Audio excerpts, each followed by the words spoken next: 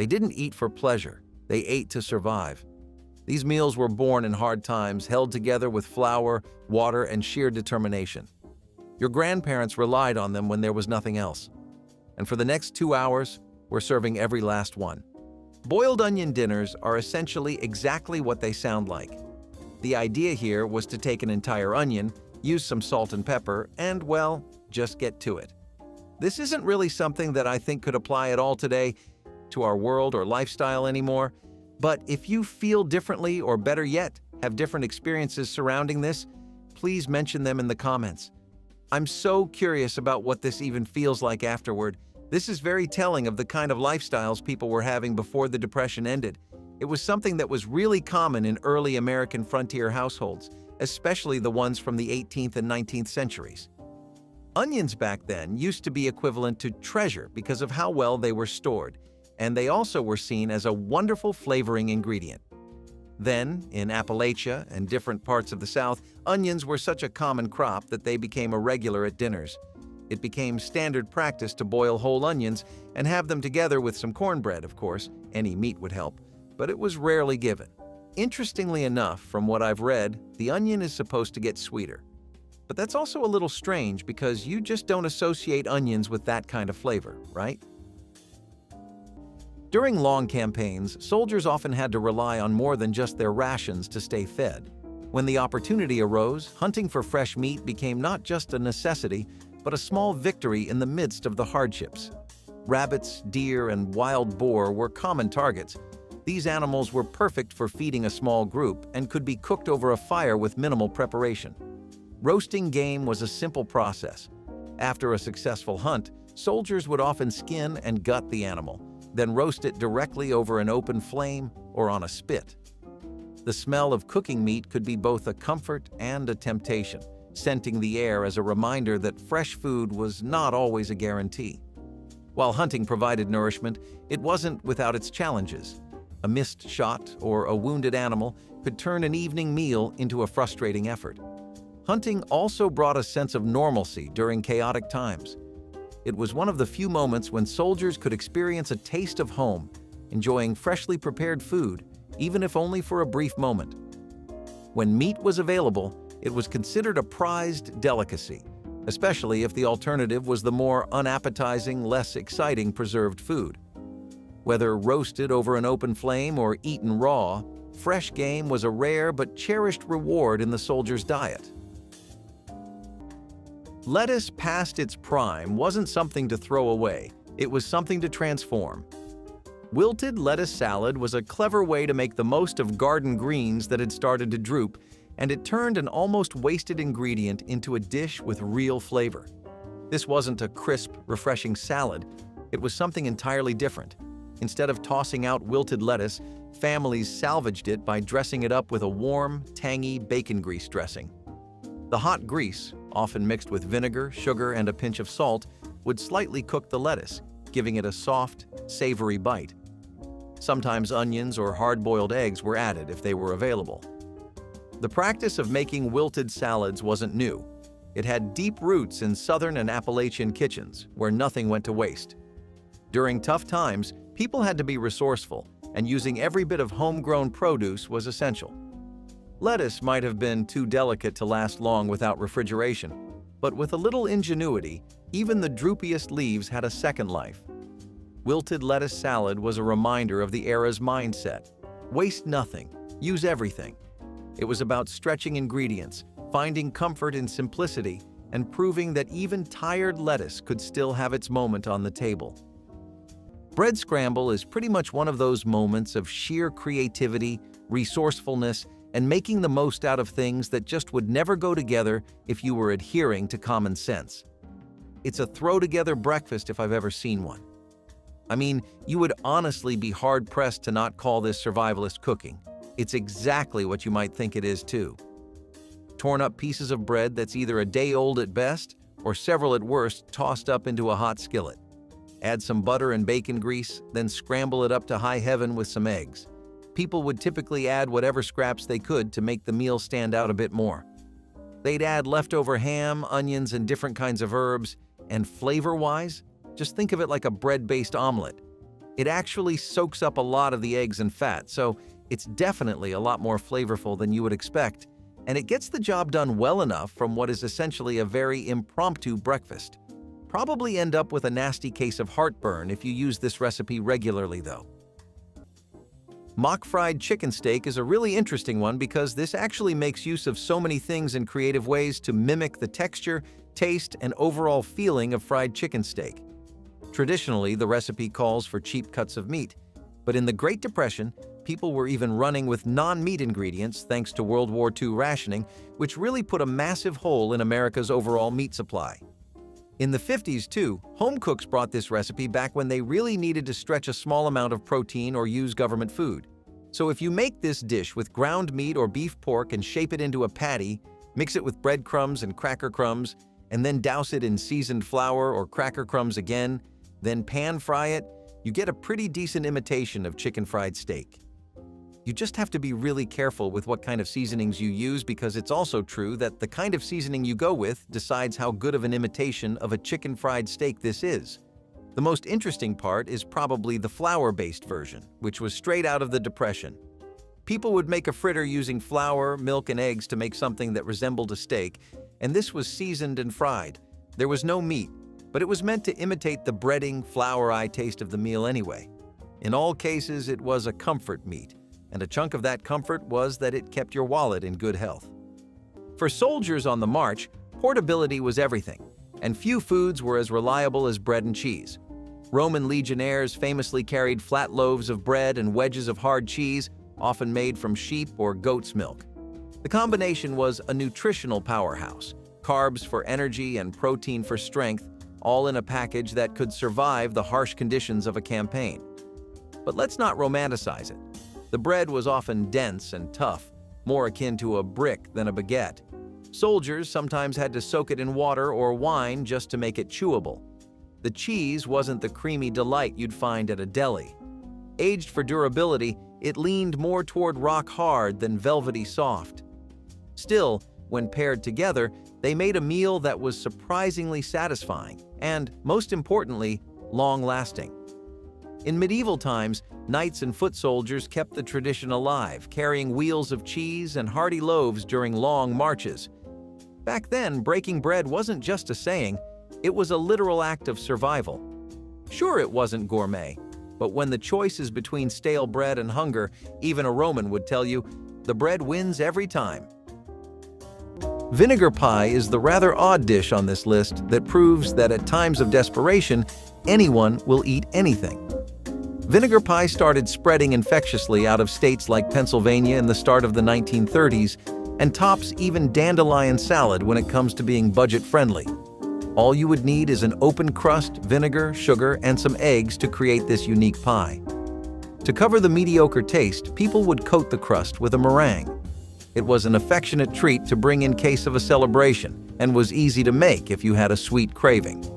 The dish was also pretty delicious if you were able to get over the sour vinegar taste and focus on the meringue. People really wanted a sweet treat at the end of a hard week spent cutting corners and working long hours, and small joys like vinegar pies were what kept people sustained. Vinegar pie is the rather odd dish on this list that proves that at times of desperation, anyone will eat anything. Vinegar pie started spreading infectiously out of states like Pennsylvania in the start of the 1930s and tops even dandelion salad when it comes to being budget-friendly. All you would need is an open crust, vinegar, sugar, and some eggs to create this unique pie. To cover the mediocre taste, people would coat the crust with a meringue. It was an affectionate treat to bring in case of a celebration and was easy to make if you had a sweet craving. The dish was also pretty delicious if you were able to get over the sour vinegar taste and focus on the meringue. People really wanted a sweet treat at the end of a hard week spent cutting corners and working long hours, and small joys like vinegar pies were what kept people sustained. Oatmeal water porridge is something that sounds like it's ripped right out of a Depression-era cookbook, but that's only because it really is. It was supposed to be this zero-wastage dish that would inspire people to make the most out of the least, but it didn't really go past poor farming communities and immigrant-dense areas. What it was good for was digestion, though, because this was insanely light on the stomach, while also being really filling. So the parents that did know about this would make it obsessively for their children, and back then, kids were a lot more cool about putting up with oatmeal. It was also perfect sick person food. Plus, even if none of that applied to a person back then, they'd still probably be living paycheck to paycheck, and sometimes oatmeal helps when it's not payday yet. The point being that everyone had a run-in with this at some point, but only a select few communities made a thing out of it regularly. Oatmeal water porridge is just oats simmered in plain water too, so it makes sense why it didn't go too far in the broader world. You don't have milk, sugar, or any extras here, and it was pretty much the definition of what you would call frugal. It was used in times when dairy was really unavailable and money just wasn't there, and texture-wise, it's a lot thinner than you can imagine. All that to say, it's likely not the most appealing bite. You'll see a lot of main ingredients being replaced with affordable and convenient substitutes here. It was just how you did things back then. People weren't exactly living the picture of fine dining back then. Scalloped potatoes and chopped picnic casseroles were recipes that really stuck true to that entire concept. So scalloped potatoes have been a favorite all over the States, and that only became more true during the war, but what about those casseroles? Well, normally this is just what you would call a leftover casserole. That's literally what it was, since a lot of people just used the recipe as a way to get rid of leftovers, which is also why it didn't see a lot of use back when things were okay. Skip to the 40s though, and you'll see nothing but praise for this dish. The concept here is a dish that's ready to eat right out of the fridge. Stale bread, crackers, canned meats like Spam, bits of sausages, and anything that could count as leftovers worked. Sometimes neither the scalloped potatoes nor the casserole was substantial enough on its own to fill a family. Put 2 and 2 together, and you have the closest thing to a picnic that you could get back then. So we're going to start our list with bone marrow, which is honestly the most classic example of something going from peasant food to actually being a high-end delicacy fit for royalty. See, for most of our known history, marrow was just the byproduct of a good day at the butcher's shop. It wasn't special, it wasn't rare, and it definitely wasn't hard to catch or exotic. These were usually the things that would get you a good reputation, enough of one to end up on some bigwig's table, but bone marrow got the opposite end of the spectrum. And since butcher shops enjoyed the better part of a century as the top dogs, bone marrow was pretty abundant. Then you had all these people living in shanty towns and rural tribes and whatnot constantly swearing by it, and it really just created this warped view on the whole thing in urban areas. In the 19th and 20th century America, it was so common to see bone marrow stew everywhere you went, especially throughout the wars and the Depression. A few people towards the end of the 20th century helped flip the script, and one such name was Fergus Henderson, who helped bring bone marrow back to the scene with his roasted bone marrow recipe. American chefs who were fond of nose-to-tail cooking like Anthony Bourdain also helped popularize bone marrow dishes that were fit for any table. All that exclusiveness and attention obviously created demand, which obviously created price hikes, which obviously created more hype, and that's pretty much how we ended where we are. It's not a part of our dinner tables anymore, and I don't know about you, but a lot of people want to keep it this way. Can you imagine Thanksgiving without your grandma's famous turkey roast? Well, back in the day, roast goose was the traditional holiday dish. It was cooked using dry heat with hot air enveloping it evenly on all sides. Now, this is a dish I can get behind. Juicy, crispy skin, tender meat, and a flavorful stuffing. What's not to love? This dish was normally served with plum sauce to augment its flavor. It was particularly popular in England, where it was often served with applesauce and bread sauce instead. In Guangdong and Hong Kong, roast goose was a variety of siu mei, or roasted meat dishes, within Cantonese cuisine. It was made by roasting geese with seasoning, often in a charcoal furnace at high temperatures. This dinner isn't common anymore, but with a little effort, you can still find fresh goose and recreate this classic dish at home. Collard greens have been a peasant food for many reasons and for a long time. They were really popular in African American culture for sharecroppers, small farmsteads, rural villages, and more. A lot of people relied on them for centuries, but their reputation was always that of low-class food. Towards the 20th century, collard greens began to gain some respect as a symbol of the South and its humble, rustic cuisine. Now, what I like to think is that this dish was in the right place at the right time. See, towards the end of the 20th century, there was a massive health scare going around all of America, particularly the South. What can I say? Years of drippings, bacon, lard, fat, and deep frying things in oil or beer or both may do that to you. Collard greens began a light that people were flocking to, full moth style. People were familiar enough with them, had an acquired taste for them too, and liked all the different spins you could throw on the dish. So for a lot of people, they were the first step towards a healthier lifestyle. And that's really why they did a complete 180. Peanut butter noodles might seem like a blasphemy of several degrees when you first hear about it, but keep an open mind, an empty stomach, and very, very short patience, and you'll see where people are coming from. Peanut butter noodles were essentially the go-to for most people when they were really trying to stretch things out, and they wouldn't be out in grocery marts buying packets of egg noodles or spaghetti. They would be making it at home using wheat and flour or whatever substitutes they could find. It was actually a very admirable trait back then. People were really against buying anything that could be made at home. But just noodles don't really do the trick at all, does it? It doesn't help ease that hunger. I mean, it might fill you up, but there's also the psychological aspect of eating, right? You want to feel fulfilled after a meal, and when you don't, it's pretty natural for people to keep eating. When that wasn't an option, meals like this became godsends because they were simple ways of adding flavor, any kind of flavor to dishes that were otherwise so bland, boring, and dry on their own, but had to be eaten out of necessity, because what else were you going to do? Chicken bogs are some of the best things you can ever get in South Carolina. They're a classic in the Low Country, and it's one of the best one-pot dishes ever made in the country. This dish makes full use of chicken, rice, and sausage, and you know that any rice-chicken combination is a classic format for comfort food. This uses andouille, which is a type of smoked sausage that's known exclusively for its strong flavor. Then sometimes there are vegetables and chicken thighs in the broth.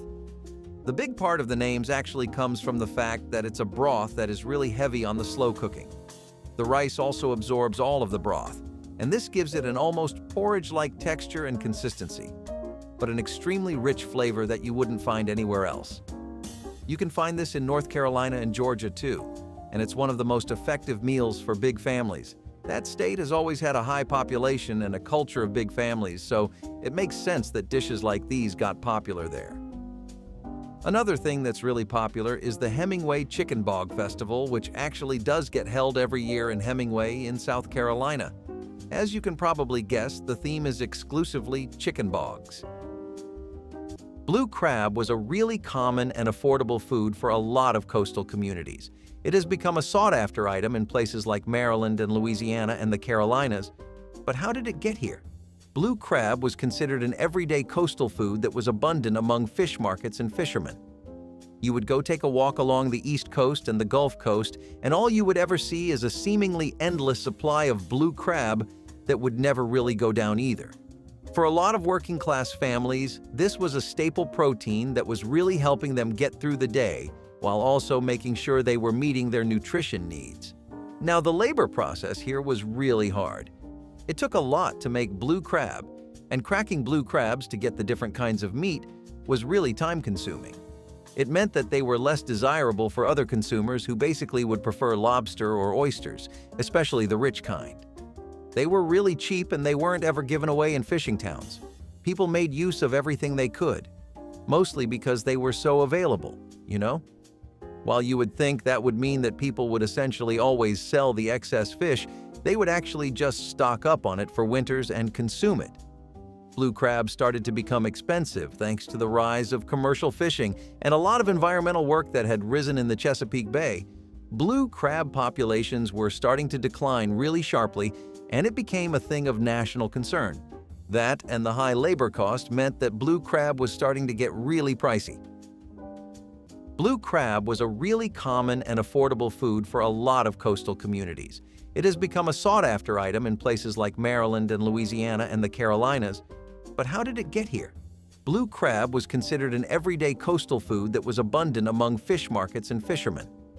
You would go take a walk along the East Coast and the Gulf Coast, and all you would ever see is a seemingly endless supply of blue crab that would never really go down either. For a lot of working-class families, this was a staple protein that was really helping them get through the day, while also making sure they were meeting their nutrition needs. Now, the labor process here was really hard. It took a lot to make blue crab, and cracking blue crabs to get the different kinds of meat was really time-consuming. It meant that they were less desirable for other consumers who basically would prefer lobster or oysters, especially the rich kind. They were really cheap and they weren't ever given away in fishing towns. People made use of everything they could, mostly because they were so available, you know? While you would think that would mean that people would essentially always sell the excess fish, they would actually just stock up on it for winters and consume it.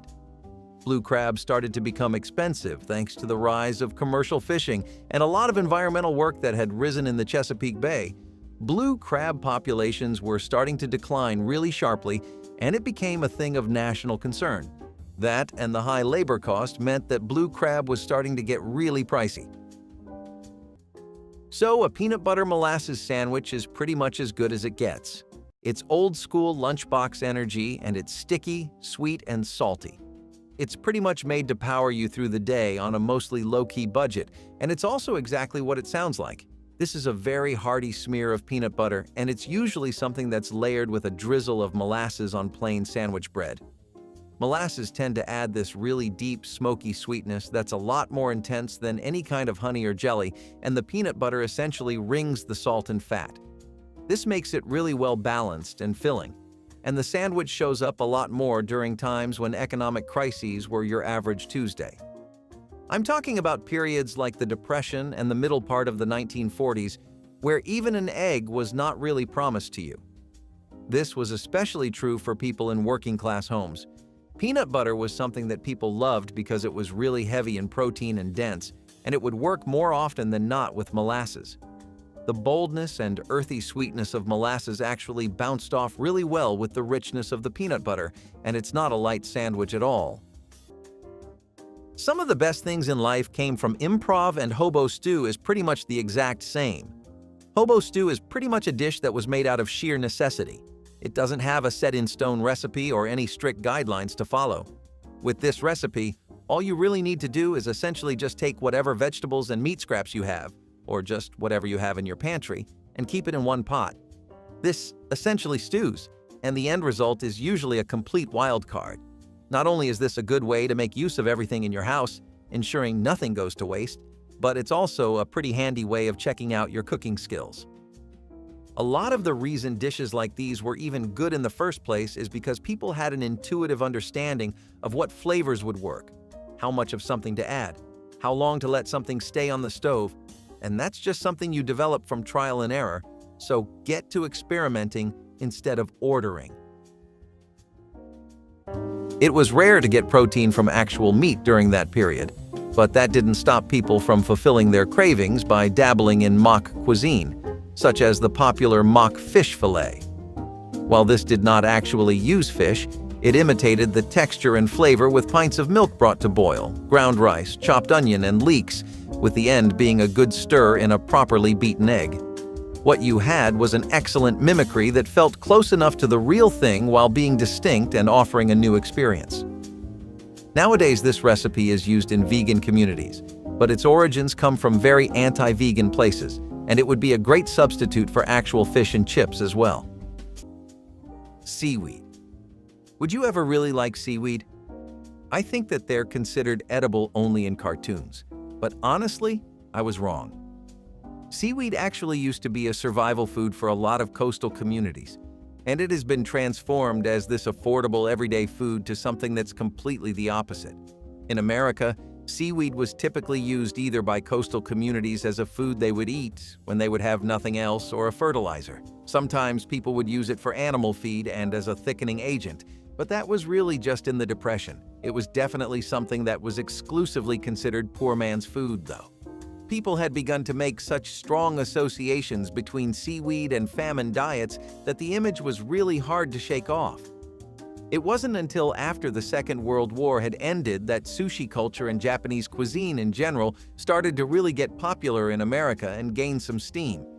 This is where nori, a seaweed dish that's pretty much a staple in the average Japanese diet, started to come in. This dish popularized how effective seaweed could be paired with the right ingredients and assembled the right way. Seaweed used to be something that was always considered a low-class meal for people who couldn't afford any better, but now it's considered a healthy food that has a lot of nutritional benefits and can be used for making some pretty cute dishes. Honestly, the fact that nobody is talking about how good molasses toast is these days is certifiably criminal behavior. I just want you to picture hot toast, and I mean real, genuine bread, not packaged, factory-made fluff, but actual freshly baked bread with deep, dark molasses. Not the generic stuff you find in marts and stores nowadays, but actual molasses. Blackstrap, bitter, smoky, sweet, and punchy. This is something brown sugar wishes it could be. Molasses toast is something that was definitely the moment back when it was popular, and those were times when you would consider sugar a luxury. Most folks tried to get it on everything they possibly could, whether that was biscuits, cornbread, hot milk, pies, or toast. The first person to put that stuff on toast hit a gold mine, and everybody copied the blueprint afterwards. The toast was absolutely the move, and butter melting with the molasses created this perfect harmony of sweetness. The bread was the perfect stage for that. And if you had it today, you'd feel like you're going back through time to a farmhouse kitchen in the 40s. You can eat this toast as it is or mix it up with some honey and nuts if you really feel like bringing out your inner chef. Some people also double down on the sugar rush by adding cinnamon and vanilla extract. Milk soup was exactly this kind of dish. People really just wanted anything sweet during the Depression, mostly because, unlike carbohydrates and protein, it would actually change their mood. Something that was considered relatively impossible during the Depression, hence the name. Milk soup is also exactly what it sounds like. This isn't some kind of fancy dish where you add a lot of sherry wine or lots of rich foraged aromatics and herbs to the milk to make some tonic. This is literally just milk and flour. If you're particularly lucky on the day you make it, you might even add some butter. This would thicken the soup too, and well, make it more soup-like. Still, this was something that people kind of just gulped down because they had nothing else. I don't think it would particularly work well today for us because it's so hard to get anyone today to drink milk regularly unless it's in a frappe. So imagine serving milk soup. It's just not something that does a lot for you, you know? Still, assuming you have nothing else and absolutely no options left to try either, then it might make for an okay filler snack. What do you think? Is milk soup something you'd give an honest shot to? Potato cakes were pretty much the go-to option for almost everyone during the war period. You have to keep in mind that the country was still juggling the effects of the Great Depression too. Both of them in tandem really made it hard for people to get much else. As good as potatoes can be, especially when you serve them up in cake form, it can get a little stale. When you eat it as much as they did, it gets pretty hard to be excited for it. One way to really spice them up was to pair your potato cakes with fried onions. Sounds simple, but that's pretty much what sums up wartime cooking. Simple, efficient little tricks that make a world of difference. Potatoes were already a wartime staple. They were the easiest crop to grow around, and both rural farmers and government bigwigs took notice of that. This was a simple and amazing way to get some easy comfort and keep bellies full. Also, another thing that made these really easy was how much people traded potatoes and onions. It was really common to barter with vegetables. That meant that the recipe got around.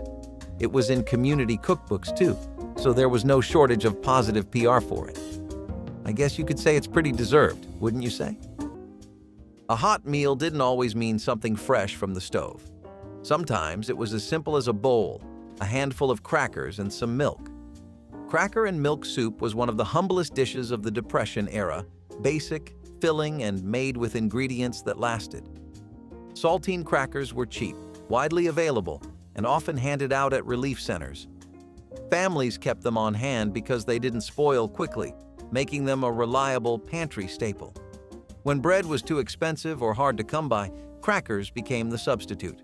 Some people crumbled them into a bowl and poured cold milk over them. Others warmed the milk first to make it feel more like a proper soup. If sugar was available, a sprinkle might be added for sweetness. If times were harder, water replaced the milk, turning it into an even more stripped-down version. This wasn't gourmet dining.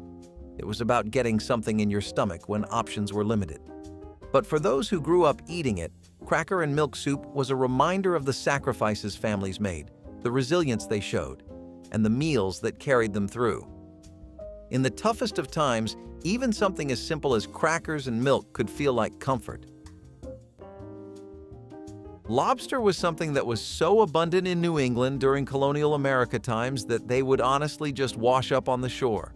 And I'm not really talking about a few lobsters, a little nice gang of them. I'm talking about a massive lobster pile. I mean, most people were tired of the damn thing. They had no idea how to spice it up or what else to do with it. That's how common lobster used to be. They were abundant, they were cheap, not special at all, and just the exact most extreme opposite you can imagine from where they are today. Hell, farmers used crushed lobster shells for fertilizer. That is the state we are talking about today.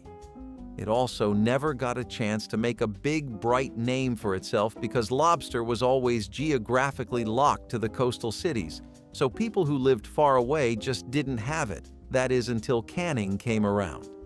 Now, canning made lobster a lot more accessible, to the point it became a shelf stable. And then came railroads in the 1800s that meant that people were able to trade lobster with inland cities like New York. And of course, the rich saw a new toy, and this was one they could dress up all pretty and everything too. Chitlins have a longer history than you might think. They were originally a survival food for poor people, right? Especially in the American South. Now, it's exactly those roots that tied it so strongly to its community. People had been relying on this for years, and they had honestly come to be too familiar with it, especially in African American communities.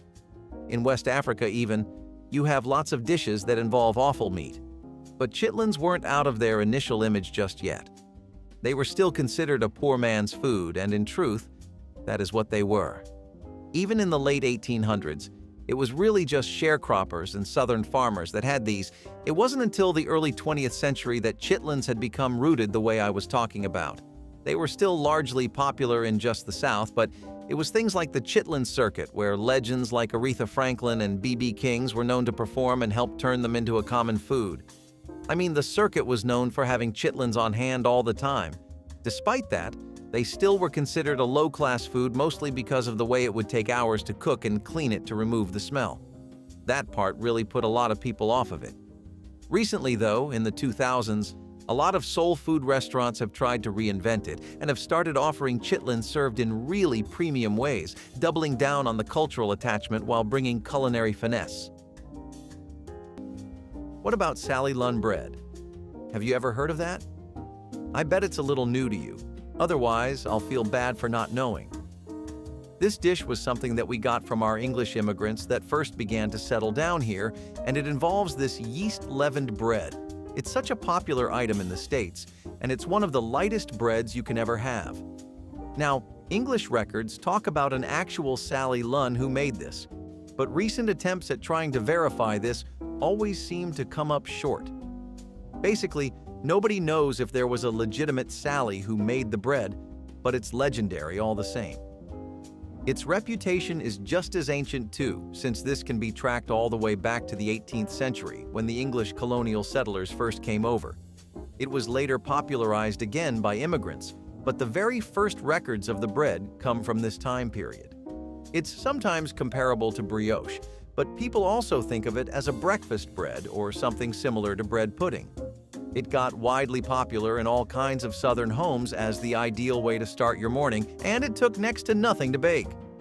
All you needed was your typical ratios of butter, sugar, and milk in the dough, and you were pretty much good to go. By the way, it goes great with some tea. Potato pancakes are one that we are very sad to have seen fade away from the arsenal of home chefs. Pancakes made with matzo or applesauce topped with garlic or fried onions made for such a mouth-watering meal. Low-income households back in those times were struggling to buy produce. Farmers' markets were uniformly unaffordable for middle-income households due to creeping inflation. People needed a vegetable that was cost-appropriate and easy to make in batches. Enter the potato pancake, which revolutionized the breakfast scene in a struggling time. As times improved, people slowly started going to more fancier and creative breakfasts, unfortunately leaving simpler dishes behind. Potato pancakes took a backseat in the face of changing food and economic trends, but anyone from the era will rave to you about the godsend these were. You might think that boiled animal hooves are something that only a survivalist would eat, and indeed, during the Dust Bowl, they were the only thing keeping some families going. When meat became unaffordable and gelatin packets were a luxury, hooves came in handy, literally and metaphorically. Animal hooves, preferably cow or pig, were used and boiled to make a broth that was as useful and as ugly sounding as it can get in our ears today. The long cooking process tenderized collagen present in hooves and made it into a natural binder for soups, stews, and even sweets. Yes, you heard it correctly, desserts. Gelatin from hooves was the secret behind the wobble in aspics, jellies, and custards. This was not about getting by. It was about getting the most out of each part of the animal. Hooves cooked were a rich source of protein and minerals and were a great food source during the lean periods. And even though they were not the most attractive, they ensured that bellies were filled and bodies were built. Today, such concepts as boiling hooves may cause some people to have goosebumps. However, in those days, it was business as usual. Dust Bowl meals were about subsistence, and at times, subsistence entails getting creative with what is available, or hoof. Kentucky's Burgoo Fest in Owensboro is actually one of the best things to do in the whole state. The Burgoo Festival is one of the most renowned festivals across the country, and Owensboro itself is known as the Burgoo capital of the world, too. The actual history of the Burgoo comes from the 19th century African-American communities that first made this into a southern dish. A lot of them were working in plantations and had to really play clever with their ingredients, and this meant that Burgoo was something people couldn't live without. That only got worse when the Civil War rolled around and people started incorporating the recipe into the mainstream due to its ability to feed massive groups of people. The Burgoo itself is this really thick and dense stew that has mashed potatoes, chicken, and all kinds of vegetables. You know those little quirks that each state has? The kind of thing that it becomes popular for, that everyone starts recognizing it for? That's basically what this was. There was a time when a sandwich didn't mean deli meats or fancy spreads. It meant whatever you had on hand, sometimes just 2 slices of bread and a few desperate ingredients. That's how onion and ketchup sandwiches became a meal. During the Great Depression, fresh vegetables were scarce, but onions were cheap and stored well. Ketchup, often considered a condiment today, was one of the few affordable ways to add a little flavor to otherwise bland meals. Put them together between slices of bread, and it became a poor man's sandwich, sweet, tangy, and just sharp enough to remind you it wasn't quite a meal, but it would do. There was ingenuity behind this simple combination. Ketchup, made mostly of tomatoes and vinegar, gave a touch of acidity and sweetness, while onions provided a crunch and some much-needed bite. For many, this wasn't just a makeshift meal, it was a way to stretch ingredients when grocery money had run dry. Some families added salt and pepper for extra taste, while others toasted the bread to make it feel more substantial. For those who ate them, onion and ketchup sandwiches were a symbol of making do, of finding a way to put something between 2 slices of bread when times were at their hardest. Staying on the theme of no waste or zero waste, whatever you prefer to call it, we've got ourselves split pea soup with ham. When money was tight and meat was a luxury, even the humble ham bone found new life as the star of this hearty dish.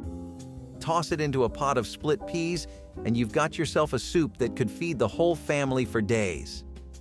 The magic of the soup wasn't in the peas, but in the leftover ham bone, which gave the soup that smoky, rich flavor you could ask for without actually needing any meat.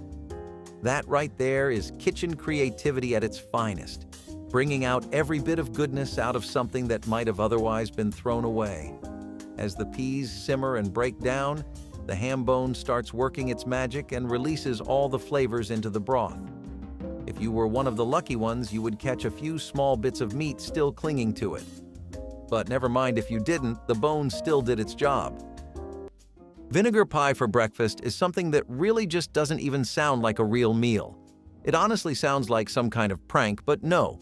This is a very real dish, and it actually works in more ways than one. For starters, this doesn't really taste the way you think it would. I know you're imagining some really bitter, acidic notes from the vinegar, but the initial flavor beats are sweet tart, and they give off a very custardy vibe. It's a bit like a lemon chess pie, but just made with your typical pantry staples instead this time. The vinegar is the star of the show, as it should be, and it cuts through almost every other flavor present in the pie, but not to the point where you would think all you can taste here is just vinegar.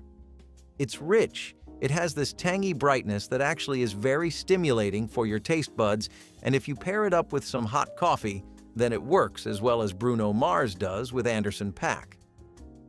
Vinegar pie is something that strangely, despite being a pretty innovative and flavorful hit, is something that would be called a desperation pie because it's something that was made mostly by the women of the South and the Midwest living in rural populations.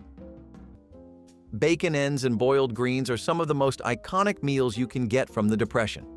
This is actually something that holds up just as well today. It was something we got from Southern survival cooking, and it was a dish that came out of long-standing culinary traditions surrounding boiled greens, a lot of hunger pangs, an incredible amount of resourcefulness, and being good with chopping meat. Bacon ends were the fatty parts that would be left over from a big slab of bacon. People would try to really keep these preserved and stored because they were laden with fat instead of a lot of meat. See, you were not supposed to actually eat these on their own, but simmer them so that they started to give off all that fat. This was amazing for flavoring stews, soups, and big pots of vegetables that were not really going to turn any heads on their own. Boiled greens have always been a massive cultural staple of the South, from collards and turnip greens to dandelion, mustard greens, and artichokes. If you're looking for a way to add some cheap and easy flavor to your dish without breaking the bank on flavorings, this is a pretty good way.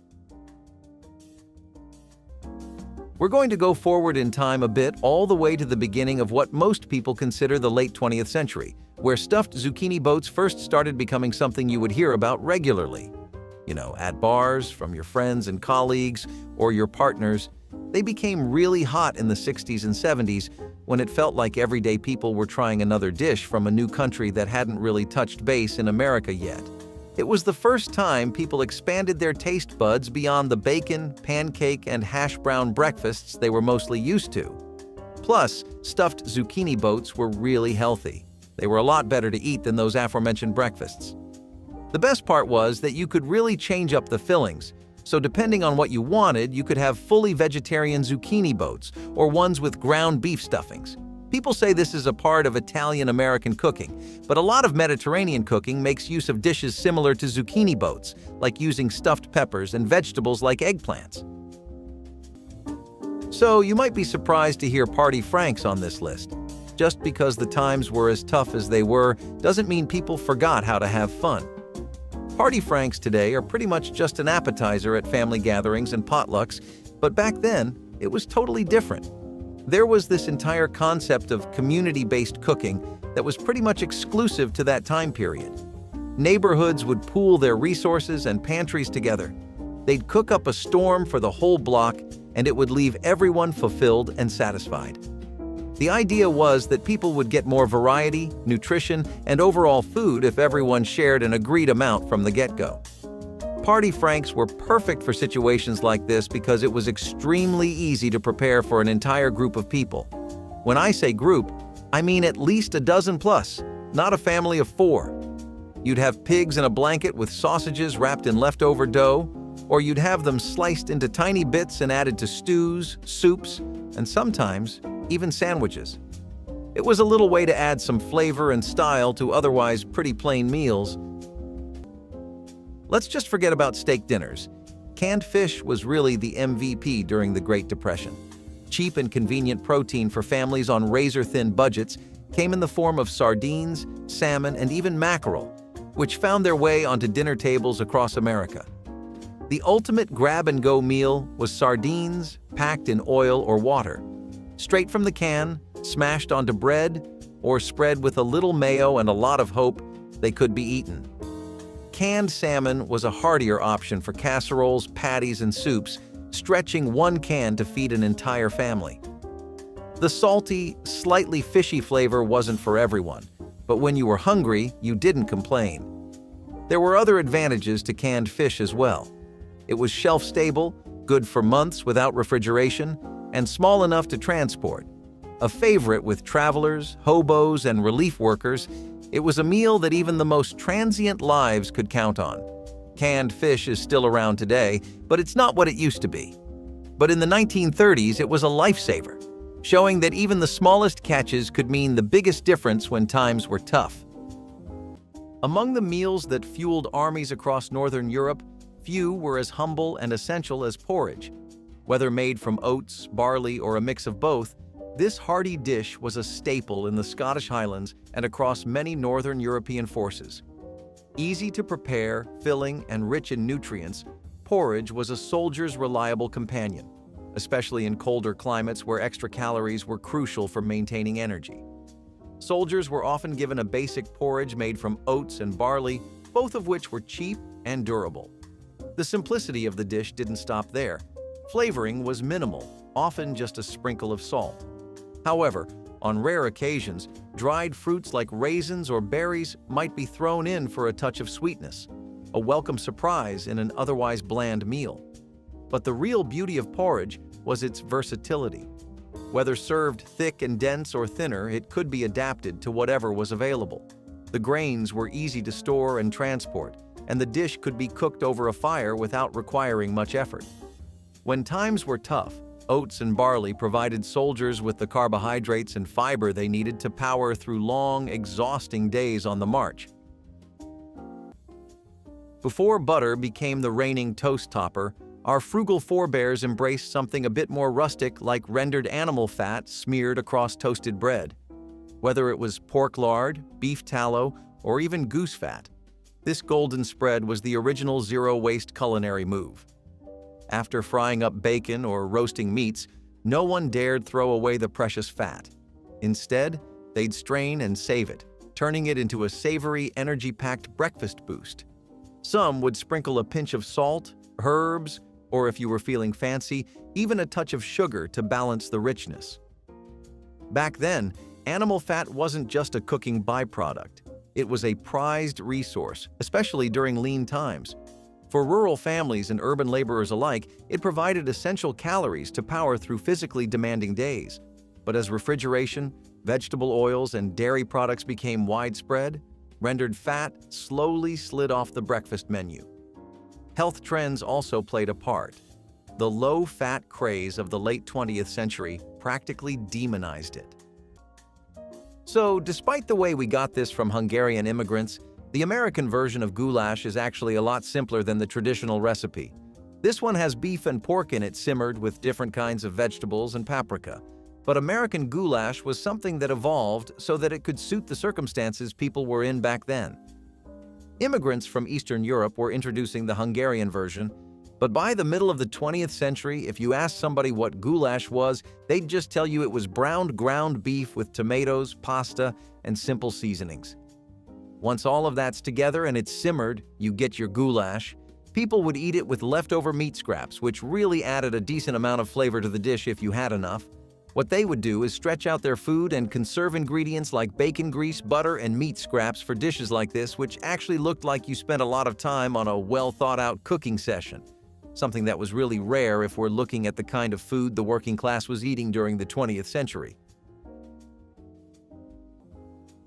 One of the next inventive things people came up with during really hard times was potato peel soup.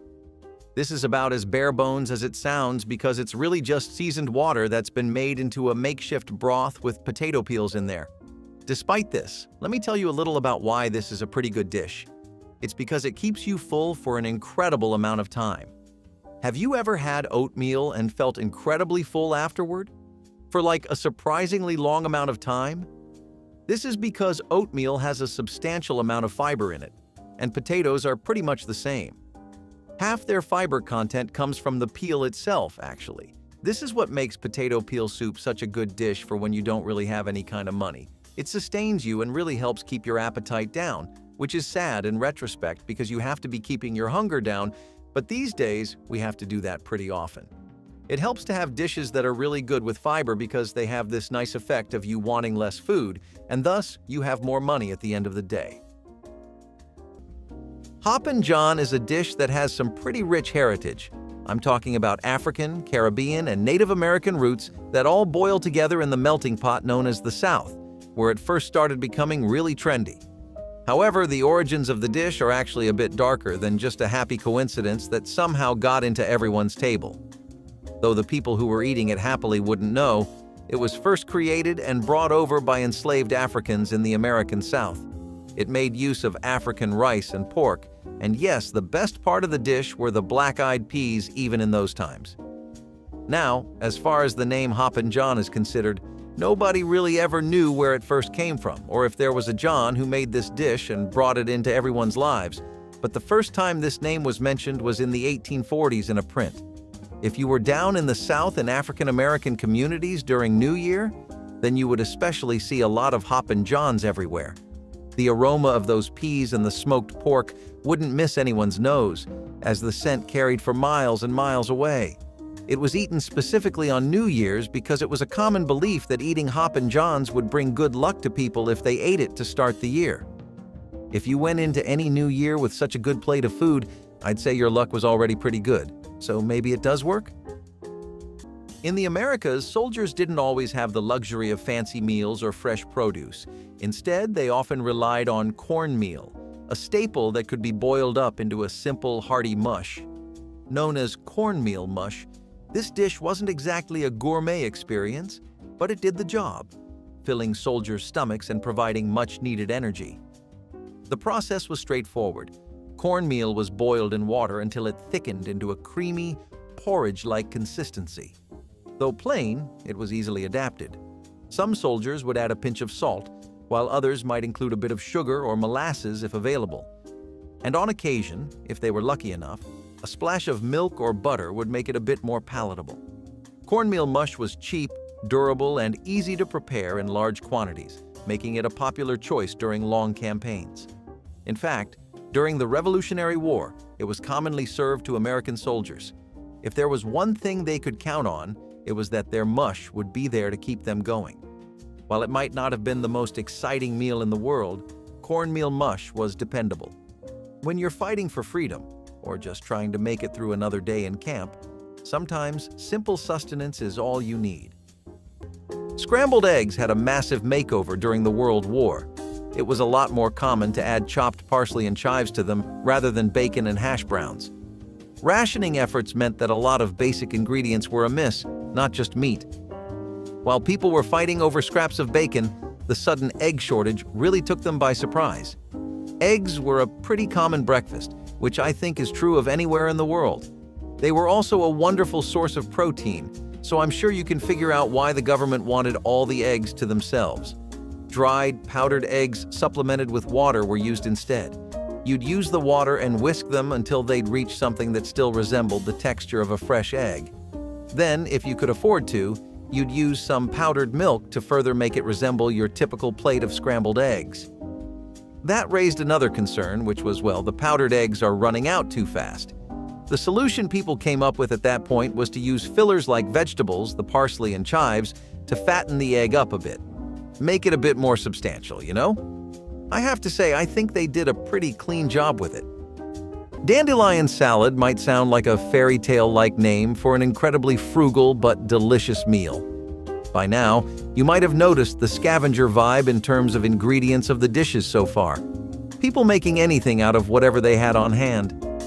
Economic downturns often feature lifestyle changes, and the Great Depression was no other, sending people on a scramble to find and eat anything. Dandelion salad took scramble seriously as the meal involved finding and foraging dandelions. You would cut out all the roots, flowers, and waste to make the dressing for a very healthy salad. For people, especially those on a diet and a budget, this was a godsend. For a garnish, all people would usually put on it was lemon juice and olive oil, a dash of salt, and you were good to go at basically no cost.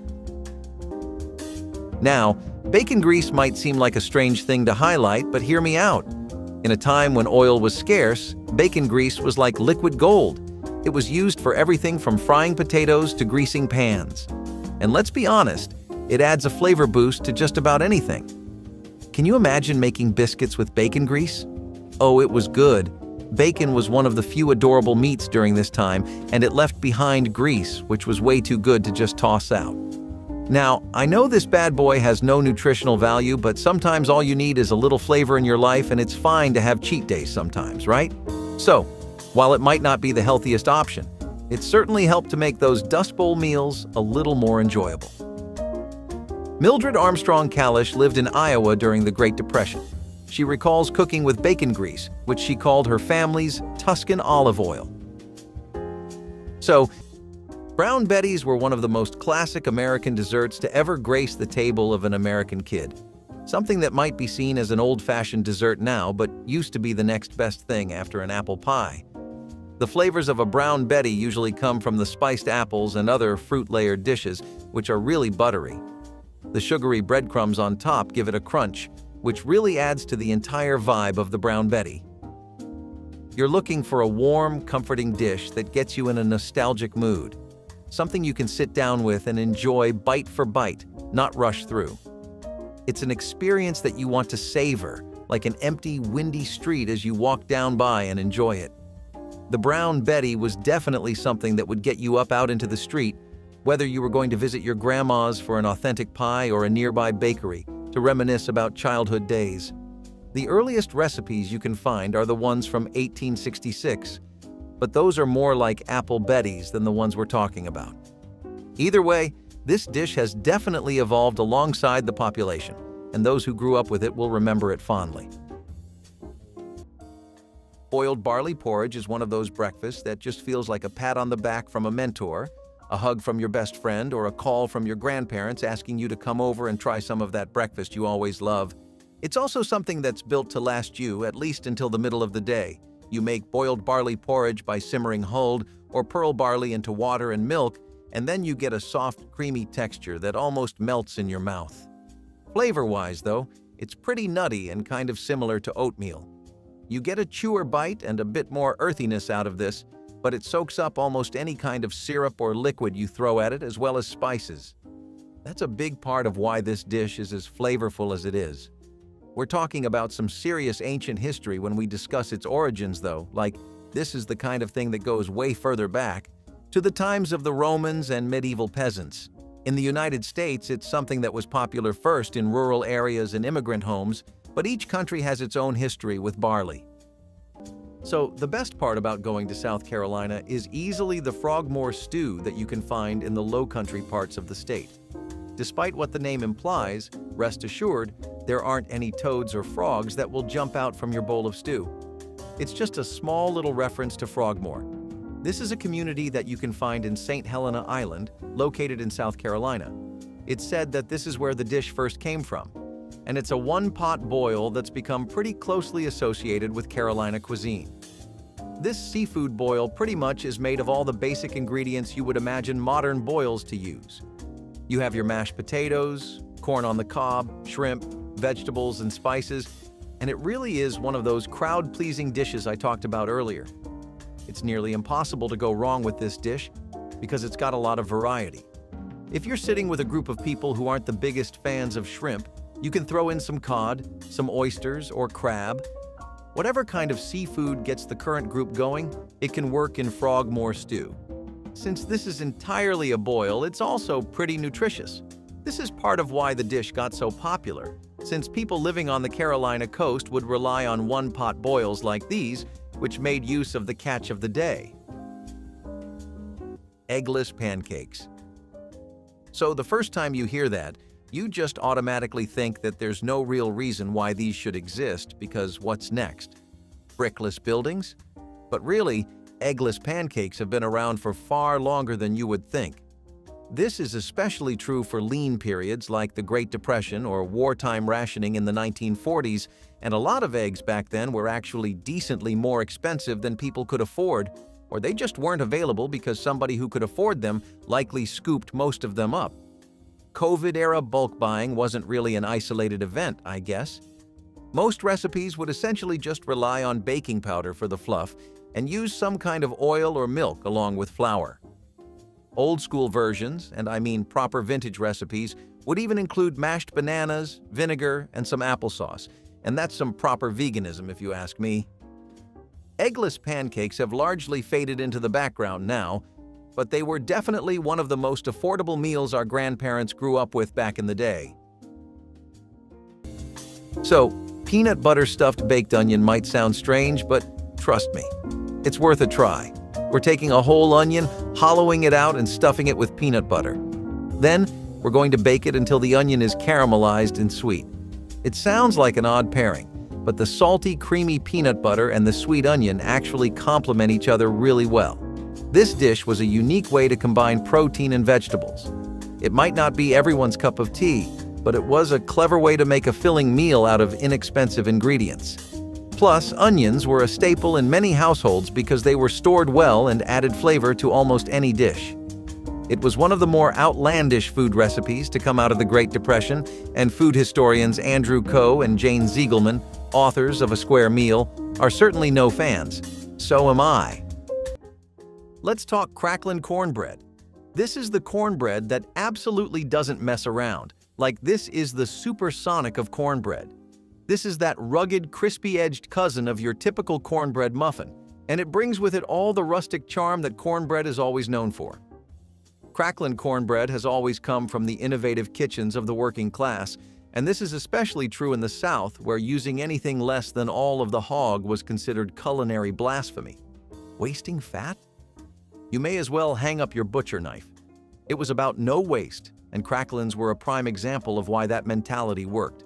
These were gold, and stirring them into cornbread only made them shine brighter. It made the bread a lot more filling and gave it extra protein, and you needed that because if you were coming back from a day of shoveling mud, then you definitely needed something for those muscles. It was a proper lunch though, and it was even better with some fresh greens on the side.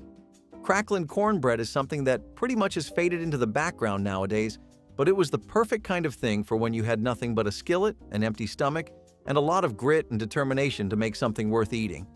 It's a 10 out of 10 for a lot of Southerners, and nothing's really changing that. Boiled bread dumplings were sometimes known as sinkers, mostly because they would just sit there as if they were sinking into the plate, but these were really as frugal as it would get. This was a dish that was made from old or stale bread, and all it took was fat, some eggs, or just an egg really, and bread, flour, and water. These dumplings were something you would see a lot in immigrant neighborhoods, especially the ones that were always around factories, industrial sites, construction sites, just heavy-duty neighborhoods where most laborers would live to cut down on commute. They started off as a way of just using stale bread so that it wouldn't go to waste. But the question is, how do you actually make dumplings at home like that? Well, the bread was just soaked in hot water, and the flour was mixed in so that it would hold. If an egg wasn't there, it would be a bit looser of a dish, but the dough would still be thickened, and the mixture would just need to be formed into rough balls. The dumplings were then simmered and boiled, and there you had it. Each immigrant community had its own different variation of this too. German, Eastern European, and Czech communities all had their own definition of what making this should be like. Milk toast is also pretty much exactly what you think it is. Back in the old days, it was so much more common for people to take an intentionally frugal approach to how they spent their food, and especially the kind of hacks, snacks, and dishes they would come up with. All of these ideas were centered around being able to make the most using the least amount of time, energy, and ingredients possible. Milk toast is one of the best examples of that because imagine if you tried to make the most out of some milk or some bread before it was about to hit those pearly gates and become fully expired. Yeah? You can't really figure out what to do because while you'd normally just eat them on their own separately, this time that doesn't work. You just go ahead and get milk toast ready. The best part is that it works in 3 different ways. You get a nice healthy meal that's a pretty good breakfast or an interlude meal before your next big meal. You get to save money because you're not letting anything go to waste, nor are you buying something new because these ingredients are probably on their last legs, and you get a pretty lovely dessert out of it too. What's not to like, really? It's kind of insane how convenient milk toast can really be. Boiled salt pork and beans are pretty much the same deal. Now, beans just happen to be man's best friend when the going gets rough. You have so many different kinds of them, and you can have twice as many different kinds of food with them. Stews, soups, or something as economical as this. Boiled salt pork and beans actually stems from the Depression era, and it was a way to stretch out meat rations when they were running low, which was usually always. This is more beans than pork, I'll admit, but either way, it's a protein power punch that you don't want to be missing from your diet. Boiled salt pork and beans are also some of the easiest kinds of plates of food you can make. You don't really need to do anything besides just take the salt pork and boil it, along with the beans, adding whatever seasonings, aromatics, and herbs you prefer. That's pretty much how a lot of people used it back then anyway, although we have the benefit of choosing much better cuts of meat than they did. Even with a dish like this, in the Depression era, people would essentially just wait until the butcher's shops were discarding their most unwanted parts of the animal, and that's what they would buy for as cheap of a price as they could bargain for. It was usually something most shops were happy to let go of for some chump change, but nowadays, even that's like half your rent. Now, if you want to talk about something that's really underrated, it would be criminal to not mention hardtack crackers with honey. These bad boys are about the next best thing when toast just seems like an unlikely fantasy. Also, once 6-0 start pouring that honey on them, they become a completely different meal. Now, hardtacks are always something people have associated with tough times because, being totally real with you, very few people like eating these unless they have to. Everyone would rather prefer some kind of biscuit or actual crackers or just anything to do with cornmeal. But hey, that's what the honey is supposed to be for, and that's honestly what helps it stand out as a perfectly light meal to get your day started. When you're low on money, you can't really pick and choose much, but you can definitely experiment carefully with what you do have. What some people would do is throw them in a skillet and gently fry them with lard for a bit of extra flavor, but that always seemed like it didn't work with the coarse nature of hardtack. What about you? If you had nothing to eat but a tin of these, how are you spicing it up? For a generation that lived through the Depression, saltine crackers were Depression-era superheroes in disguise as mere squares of humdrum dough. Saltines stretched scarce ingredients further, providing the fill-in-the-gaps when bread, flour, or even meat ran short. Break them into milk for breakfast? Done. Canned goods? Layer them with them for a makeshift casserole? Absolutely. A rare treat. Toast them with cheese? Heaven on a plate. Saltines were cheap, long-lasting, and endlessly useful, so families stockpiled them. Because they were shelf-stable, they stayed fresh for months, a game-changer when grocery trips were out of the question. Saltines were also a change in texture and flavor from food that got monotonous, which was often the case during the Depression. They were neutral, so whatever was on hand could be put on them. Peanut butter, jelly, or leftover gravy. Today, they're often overshadowed by their fancier cracker cousins, but saltines still have a nostalgic charm. In the 1930s, they were more than a snack. They were a survival tool, and sometimes the simplest things were the biggest things. Vinegar pie is the rather odd dish on this list that proves that at times of desperation, anyone will eat anything. Vinegar pie started spreading infectiously out of states like Pennsylvania in the start of the 1930s and tops even dandelion salad when it comes to being budget-friendly. All you would need is an open crust, vinegar, sugar, and some eggs to create this unique pie. To cover the mediocre taste, people would coat the crust with a meringue. It was an affectionate treat to bring in case of a celebration and was easy to make if you had a sweet craving. The dish was also pretty delicious if you were able to get over the sour vinegar taste and focus on the meringue. People really wanted a sweet treat at the end of a hard week spent cutting corners and working long hours, and small joys like vinegar pies were what kept people sustained. Creamed chipped beef on toast, however, was a more happening kind of toast-based breakfast. Particularly fancy and skillful home cooks would smoke the meat sometimes to add a better BBQ flavor. Thin slices of beef in glass jars were all you needed, which were not too expensive, and the rest of the dish was completed with a creamy, thick white sauce. Meat lovers would use cayenne pepper, remembering days where they could spray it on their steaks instead of their toast. Comfort food was really lacking in the Depression times because most could not make theirs. Creamed chipped beef on toast was a wonderful replacement that we are still sad to see fade away to history. Depending on where you were, The dish was more rare because you would most often see it in middle to upper middle class households. Beef really was expensive back then, but nowadays lots of other beef-based breakfasts took its spot. What's for dinner? Oh, just a small something that came in from the backyard. Yes, the tumbleweed casserole was a real dish during the Dust Bowl, which just goes to show you that when the going gets tough, the tough make casseroles out of tumbleweeds. Tumbleweeds, those rolling shrubs of the Wild West screen, are actually technically, or at least partially, edible. Not fancy for the tongue, but we are hungry to the bone. Let's give it a try, edible. The process began with the boiling of the tumbleweed leaves to reduce their coarse feel and also to reduce the bitterness of the leaves. Then they'd get layered with whatever ingredients were available, maybe some scraps of meat, potatoes, or canned goods if you were lucky. The result?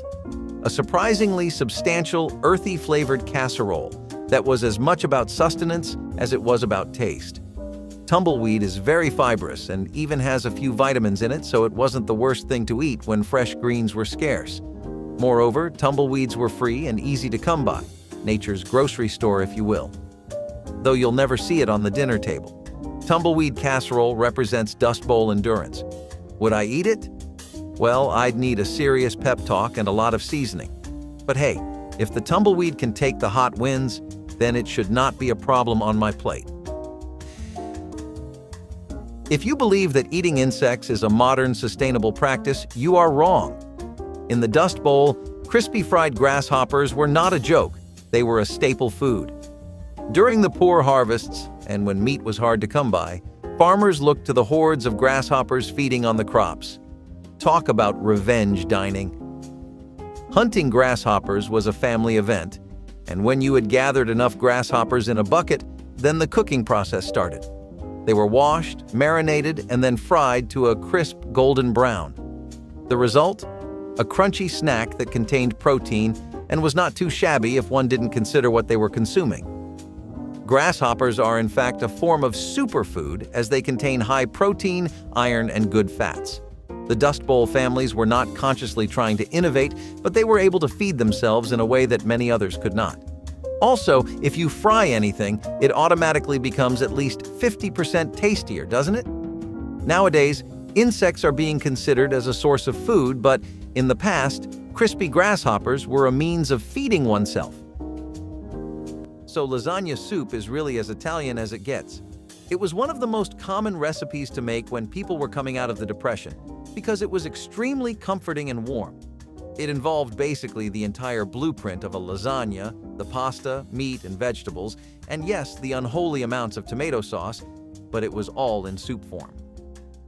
This dish was something people really treasured both for its taste and how easy it became to prepare it thanks to modern progressions in cooking appliances. You didn't have slow cookers that were half this good back in the 50s and 60s.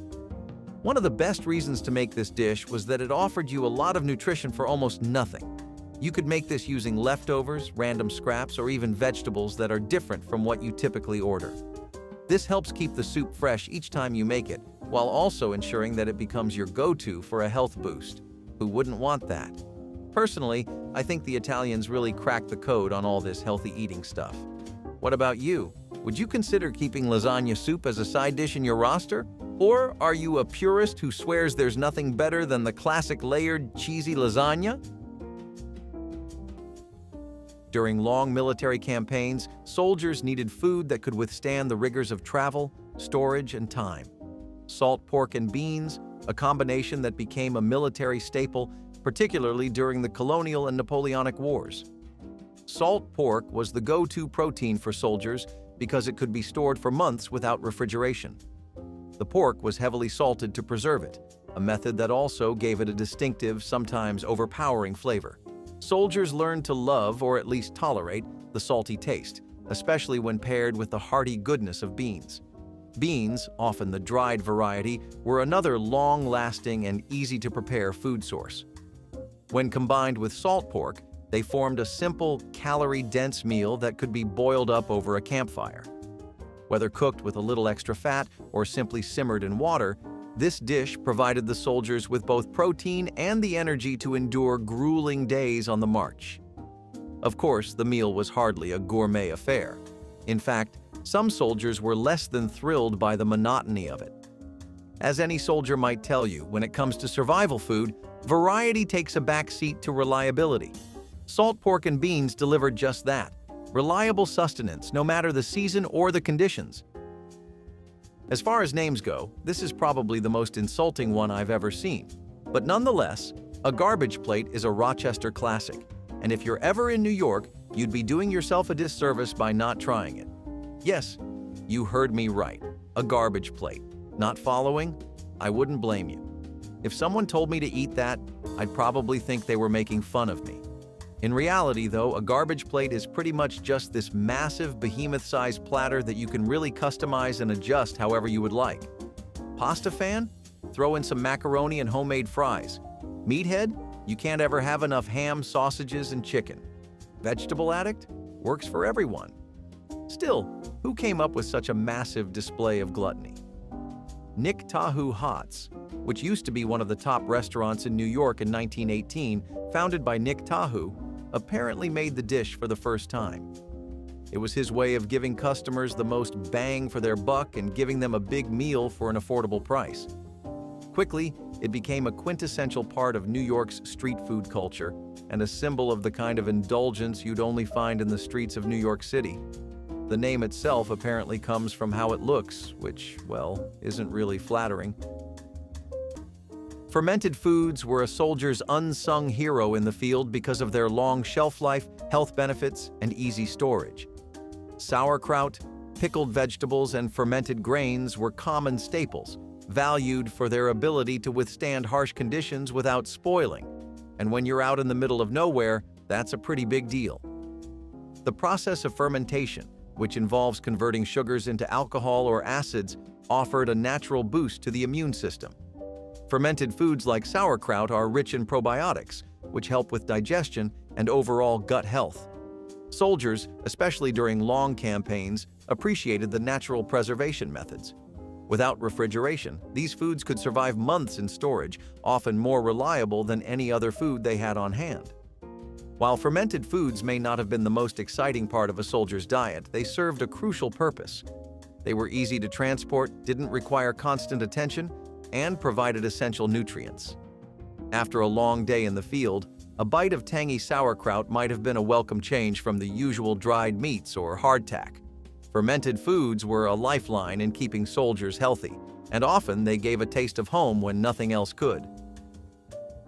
Who doesn't love the aroma of a good homemade casserole? Well, this hearty meal was still winning hearts even during the Dust Bowl days.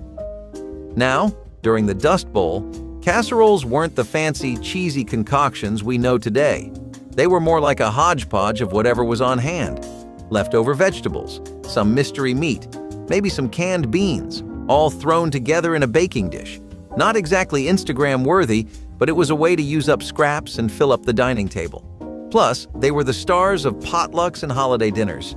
This was the era of coming up with all different recipes for casseroles and everything from hash brown casseroles to tuna noodle casseroles. These recipes were passed down from generation to generation and made their way to us. Casseroles were the kind of dish that brought people together, not just because they were filling, but because they were often made with love and shared with family and friends. They were a reminder that even in the hardest of times, people found ways to come together and enjoy a meal. Johnny cakes are an incredibly economical meal and also one with extreme amounts of history. They're something that have really deep roots in Native American cooking and also a very long record of being appropriated by settlers, but one way or the other, they managed to spread all over America. Let's cut to the chase. Johnny cakes are actually just fried cornmeal cakes, but they're flat and made on a pan fry. The difference between these and normal pancakes is that these ones actually do not have any kind of eggs, wheat, or leavening to them.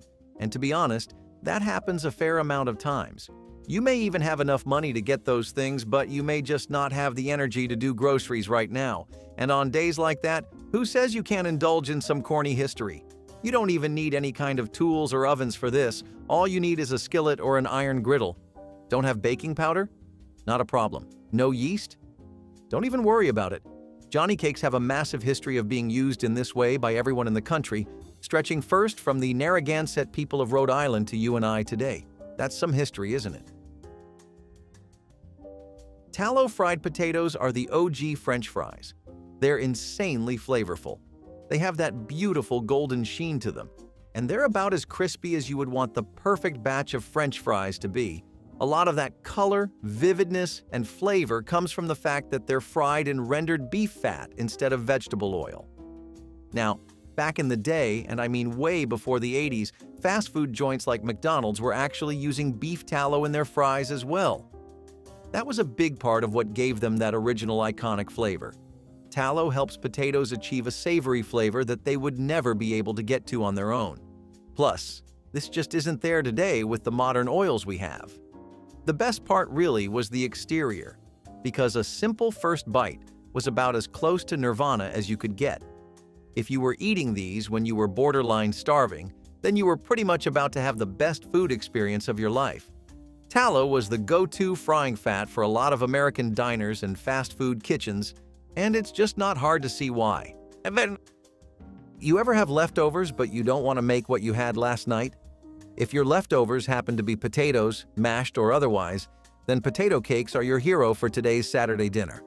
Potato cakes are the ultimate leftover glow-up, and they're a fine example of how putting a little bit of faith, time, and creativity into what you think is nothing that's special can actually result in a killer dish.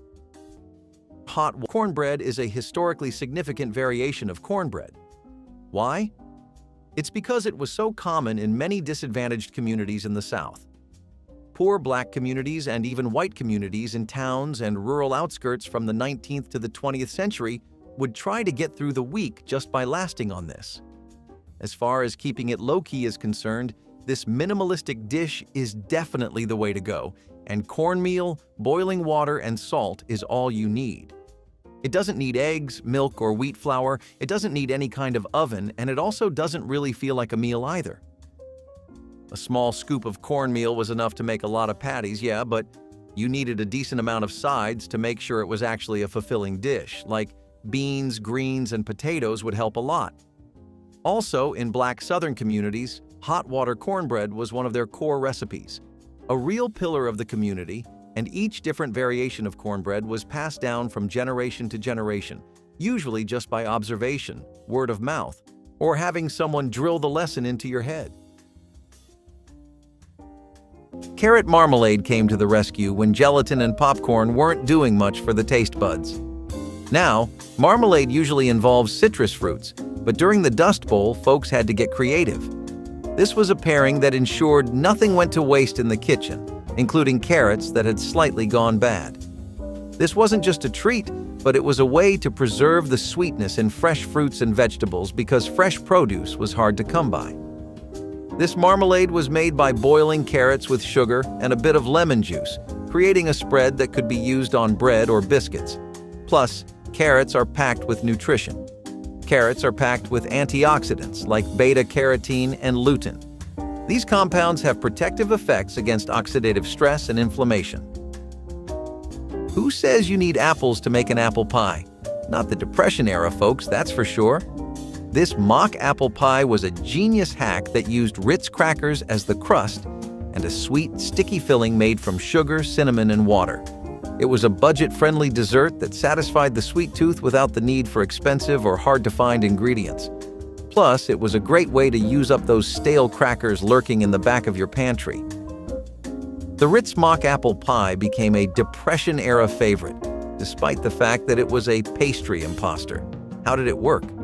The aromatic mixture of sugar, cinnamon, butter, lemon juice, and crackers combined to convince the taster's senses that the pie actually tasted of apples. Mock apple pie actually dates to the mid-1800s. During the wintertime, when apples were scarce and dried apple stores were used up, inventive home cooks would instead use soda crackers or stale bread. The more modern Ritz cracker version came about in the 1930s. Boiled wheat berries and sugar syrup porridge is something that's the kind of breakfast that just transports you through time. It takes you back to a world where everything is made from scratch. There's no back of the label you have to read, and the phrase pre-packaged isn't something your kids know yet. Nothing went to waste, everything was fresh, it was what Cartoon Network made you think the world was going to be like. Or those Disney and Ghibli movies. Just anything with a hint of soul, you know? The wheat berries were really exquisite too. The ideal thing for putting somebody in a food coma. Flavor-wise, this is as rustic and comforting as it gets. The wheat berries have a very nutty aroma to them, an incredibly chewy texture, and the syrup is something that gives a very nice sweetness. It makes the dish feel like a wonderful treat without really doing too much, and the syrup is something that really adds to that. It's one of those breakfasts that really makes a cold morning into a scene ripped right out of some indie film. The porridge was something that peaked in popularity throughout the 19th and 20th centuries, and that was especially true for rural households where wheat was very cheap and accessible. Today, it's a nostalgic recipe you find in ancient cookbooks, but it's worth making. In the chaos of ancient and medieval warfare, time was a luxury, and so was leavened bread. When soldiers needed sustenance on the go, they turned to flatbread, a simple yet effective solution. Made from flour and water, sometimes with a pinch of salt, it required no rising time and could be baked on a flat stone or a metal plate over an open fire. Flatbread was a culinary bridge between cultures. From the Roman legions to medieval Arab armies, its versatility made it a universal staple. Soldiers could eat it plain, use it to scoop up stew, or even wrap it around dried meat for an early version of the sandwich. And unlike leavened bread, flatbread was far more forgiving. It could survive days of travel without becoming a crumbly mess. It wasn't all perfection, though. Cooking over a fire meant the bread could be scorched in seconds if you weren't careful. More than a few soldiers probably had to settle for extra crispy flatbread when they got distracted by a battle horn. Still, this simple, adaptable bread earned its reputation as a battlefield favorite. So, a sliced onion and mayonnaise sandwich was actually a proper friend to people back then.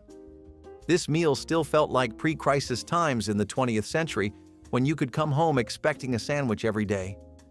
Onions were again preferred so heavily because of how easy they were to grow, how cheap they were to buy, how well they survived in most climates, and the immense amount of variety that they had. A few slices of onions, caramelized, with beautiful mayonnaise was literally heaven to people back then. It's also just like diet-friendly food now. This is something that really takes no money, effort, time, or resources. Well, besides 2 slices of bread and some onions to make, and gives you a filling sandwich in return, which is more than most can say for a lot of meals that came from the toughest times in the 20th century. It was definitely peasant food, but it was still something that tasted good, which was really all somebody wants when they're in a bad spot. Gooey butter cake is arguably the top dog in terms of desserts and things to eat. People love it for 2 reasons. Gooey butter cake became a hit in the 1980s as a wallet-friendly dessert, perfect for potlucks, bake sales, or family gatherings. Its simple ingredients, flour, sugar, eggs, and a generous amount of butter meant it was affordable to make and easy to share. During tough economic times, home bakers loved that this rich, indulgent cake would feed a crowd without breaking the bank. You couldn't beat that texture, and the buttery flavor is exactly what you need after a long shift in the summer heat. This cake is made with more butter than any doctor will say is safe for you, but the end result is just too delicious to pass up on. A lot of people seem to think that the dish's origins are rooted in German and Eastern European immigrants that first came on over and settled down in St. Louis. It's actually so deeply associated with the area that the other name for this dish is the St. Louis gooey butter cake. It really lives up to that name too, because that gooey filling on the inside is nothing short of heavenly. It's something that tourists stop in the area for and try all the time, and the locals just can't ever seem to get enough of it. Barley is not glamorous, but it was a culinary workhorse during the Great Depression. This ancient grain was a go-to ingredient for families who wanted to fill empty stomachs without emptying their wallets. Its biggest strength was its versatility. It gave soups and stews heartiness, porridge a stick-to-your-ribs breakfast, and even found its way into bread and dumplings. Depression-era dishes got a comforting depth from their chewy texture and nutty flavor, proving that simple ingredients could still be satisfying. Barley was a resilient crop, growing well on poor soil and surviving harsh weather, which farmers liked because it meant they could count on it to grow even in uncertain times. It is stored beautifully once harvested, good for months in cool, dry places. Barley thus became a staple of the pantry for rural families and urban households alike. Barley wasn't just about food, it was about community. In hard times, neighbors gathered to share recipes and tips for stretching their barley supply, creating a sense of community. Barley is today a niche ingredient, celebrated for its health benefits and rustic charm. During the Depression, it was a survival tool, showing that even the most humble grains could keep a family together through the worst of days. If you always believed that only the drippings can be used to make gravy, then you are wrong. Blood gravy was a Dust Bowl staple that created a meal from the most unappetizing of ingredients, animal blood. Sound intense? It was. But back then, farmers couldn't afford to waste a single drop, literally.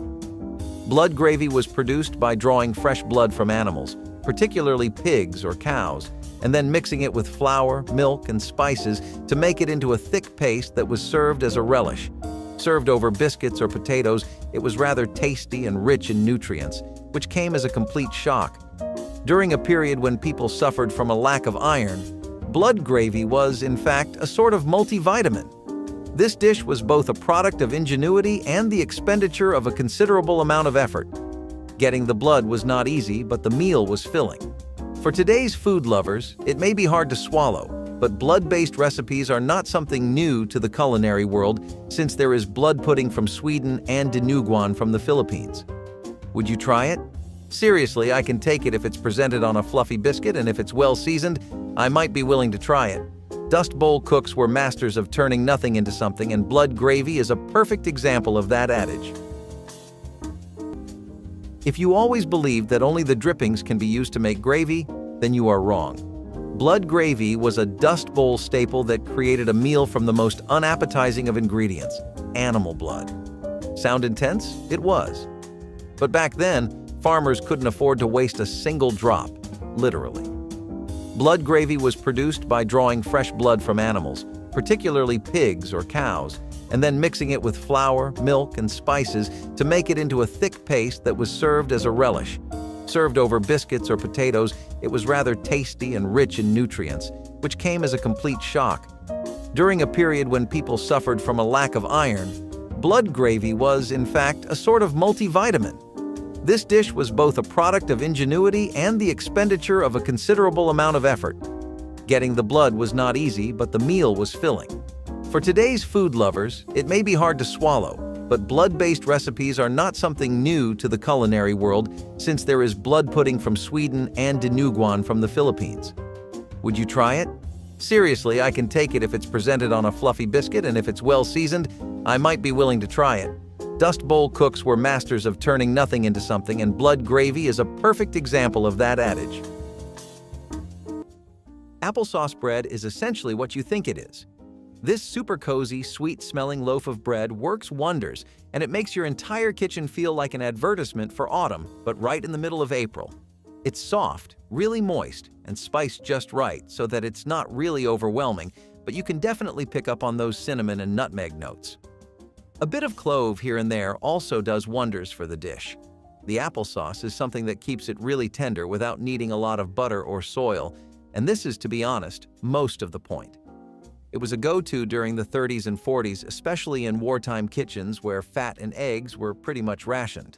Applesauce was really cheap. It was something that was easy to get at home, it doubled as a sweetener and a binder, and it ended up being perfect for cakes, breads, and cookies. Flavor-wise, it's something that you could call a mixture of banana bread and spice cake, so it's not too sugary, but it feels rich enough that you can definitely call it a dessert.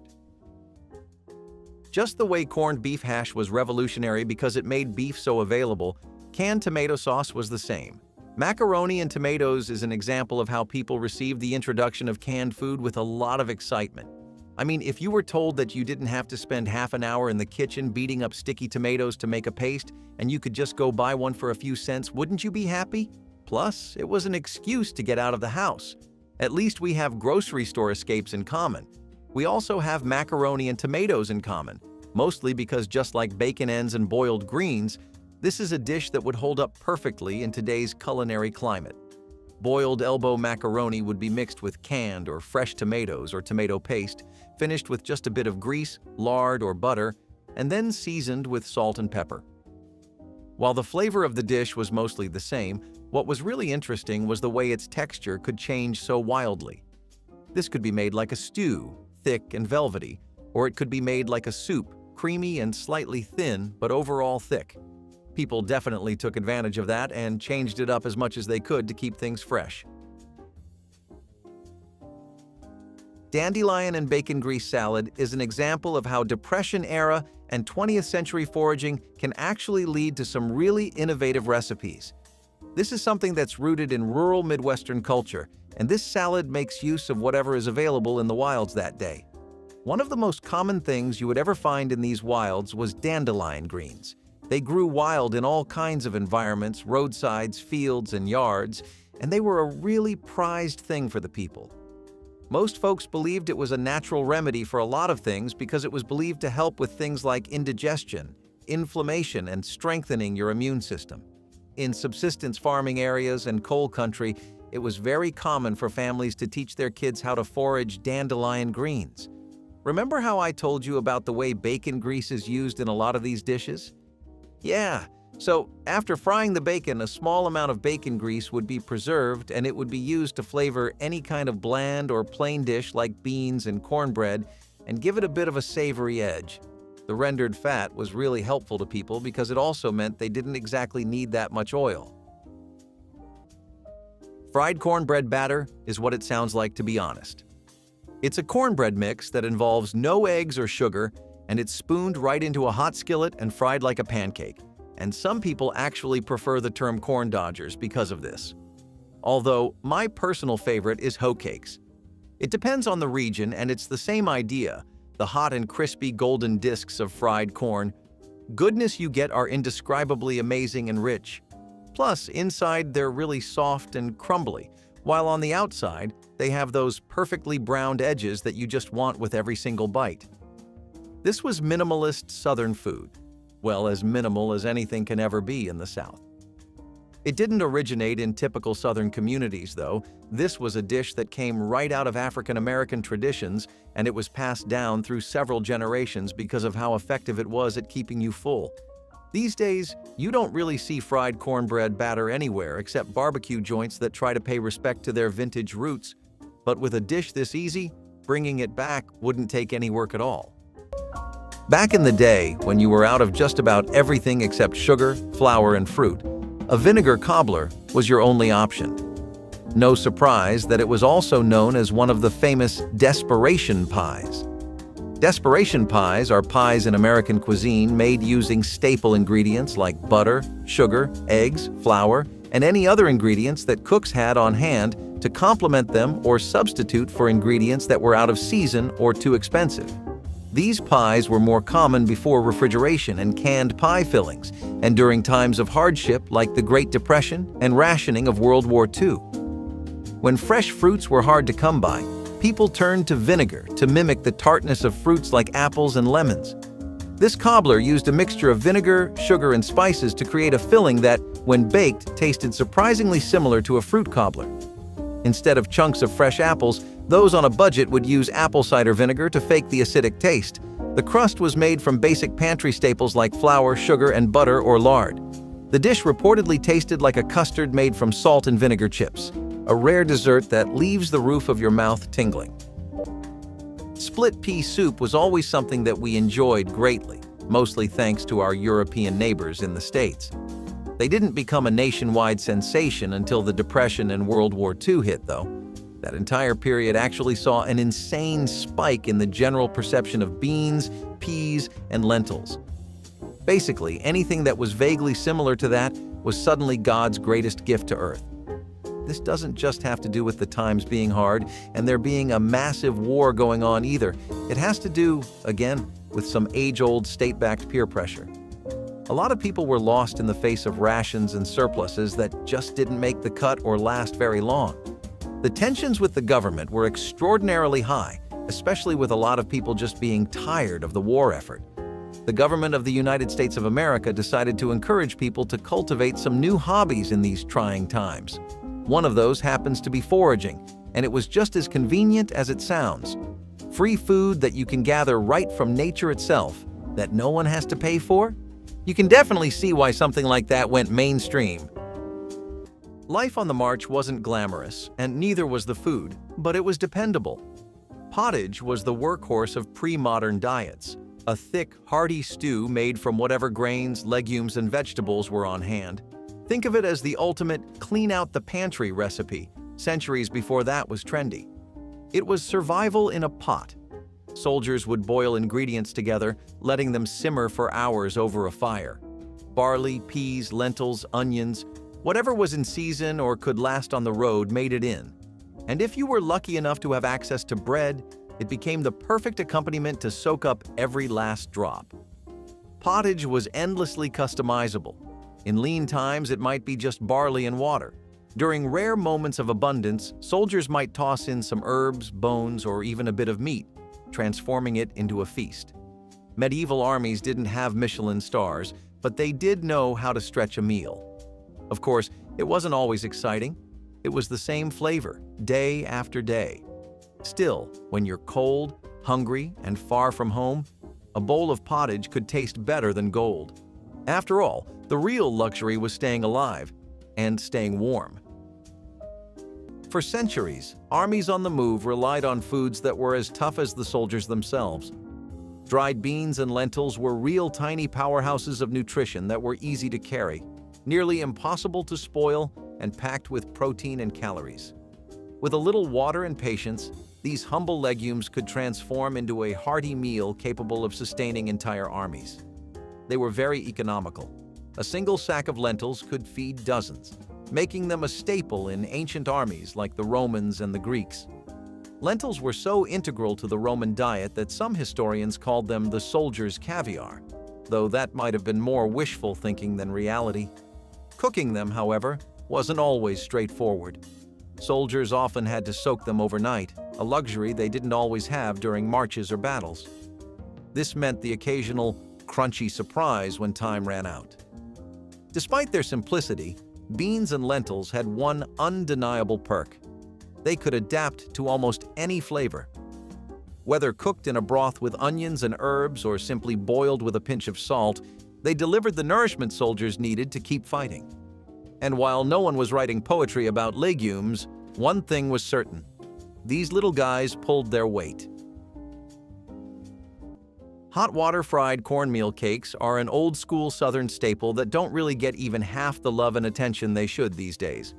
I just want you to visualize a crispy, golden brown cornmeal cake with the most incandescent exterior you've ever seen, and then a tender, soft center that just leaves you wanting more and more. But it's natural, and even good, to get curious. And when you hear hot water fried anything, your first instinct is to immediately go like, wait, what? And I really wouldn't blame you. The practice of making cornmeal cakes this way is something that actually goes back several centuries, right back to the enslaved African Americans in the South who were making the first versions of these. Without access to proper feed, not even leavening, they found a way to make do with just cornmeal and water, and these were also known by a much more popular name, hoe cakes. Now, in the end, they started to fall out of everyone's go-to cooking preferences, but I think cornmeal cakes have one more comeback in them, despite it all. You might think that boiled animal hooves are something that only a survivalist would eat, and indeed, during the Dust Bowl, they were the only thing keeping some families going. When meat became unaffordable and gelatin packets were a luxury, hooves came in handy, literally and metaphorically.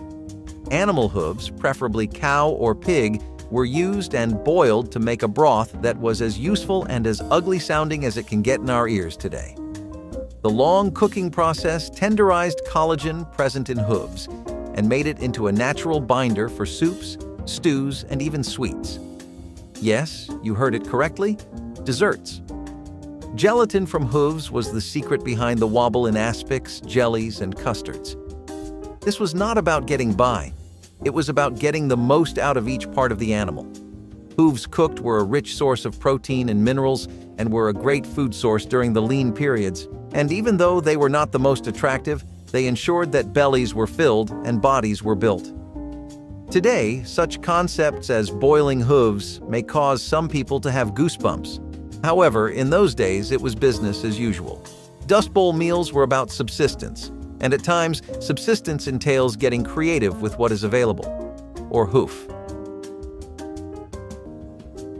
You might think that boiled animal hooves are something that only a survivalist would eat, and indeed, during the Dust Bowl, they were the only thing keeping some families going. When meat became unaffordable and gelatin packets were a luxury, hooves came in handy, literally and metaphorically. Animal hooves, preferably cow or pig, were used and boiled to make a broth that was as useful and as ugly sounding as it can get in our ears today. The long cooking process tenderized collagen present in hooves and made it into a natural binder for soups, stews, and even sweets. Yes, you heard it correctly, desserts. Gelatin from hooves was the secret behind the wobble in aspics, jellies, and custards. This was not about getting by. It was about getting the most out of each part of the animal. Hooves cooked were a rich source of protein and minerals and were a great food source during the lean periods. And even though they were not the most attractive, they ensured that bellies were filled and bodies were built.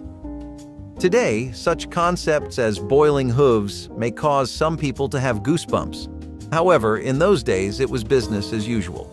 Dust Bowl meals were about subsistence, and at times, subsistence entails getting creative with what is available, or hoof. You might think that boiled animal hooves are something that only a survivalist would eat, and indeed, during the Dust Bowl, they were the only thing keeping some families going. When meat became unaffordable and gelatin packets were a luxury, hooves came in handy, literally and metaphorically. Animal hooves, preferably cow or pig, were used and boiled to make a broth that was as useful and as ugly sounding as it can get in our ears today. The long cooking process tenderized collagen present in hooves and made it into a natural binder for soups, stews, and even sweets. Yes, you heard it correctly, desserts. Gelatin from hooves was the secret behind the wobble in aspics, jellies, and custards. This was not about getting by. It was about getting the most out of each part of the animal. Hooves cooked were a rich source of protein and minerals and were a great food source during the lean periods. And even though they were not the most attractive, they ensured that bellies were filled and bodies were built. Today, such concepts as boiling hooves may cause some people to have goosebumps. However, in those days, it was business as usual. Dust Bowl meals were about subsistence, and at times, subsistence entails getting creative with what is available, or hoof. Egg and tomato gravy over rice is still something that you can consider a proper meal, though. So, the thing about the 20th century is that people back then had a way stronger knack for gardening and farming than we ever did or maybe will. It actually helped an intense amount during times like the Depression, because it would mean you could do super simple things like this. Who needs meat, breadcrumbs, oil, and cheese when you can just boil some rice, scramble some eggs, beat some tomatoes to hell and back, get a sick paste, and have a meal? It's easy work. It doesn't take anything, and it's convenient and nearly free if you're growing your own stuff. Today, it would make for a pretty decent meal in between your dinner and breakfast, too. If you're looking for something that's refreshing, full of energy, protein, and still on the healthy side of things, then this is definitely a dish you should keep in mind. It's something that we got from the South, but it's also something you would see in cities sometimes. The idea of making gravy out of it also helped people a lot in broadening their horizons to more curry gravy-based rice dishes, which are essential for surviving through times when food is a resource and not entertainment. When sugar was too expensive and food had to stretch, people turned to what was available. Molasses milk was a simple but effective way to add some much-needed energy to the day. Molasses was a pantry staple in many homes, especially in the South, where sugarcane processing made it cheap and accessible. It lasted longer than sugar, had essential minerals like iron and calcium, and most importantly, it was affordable.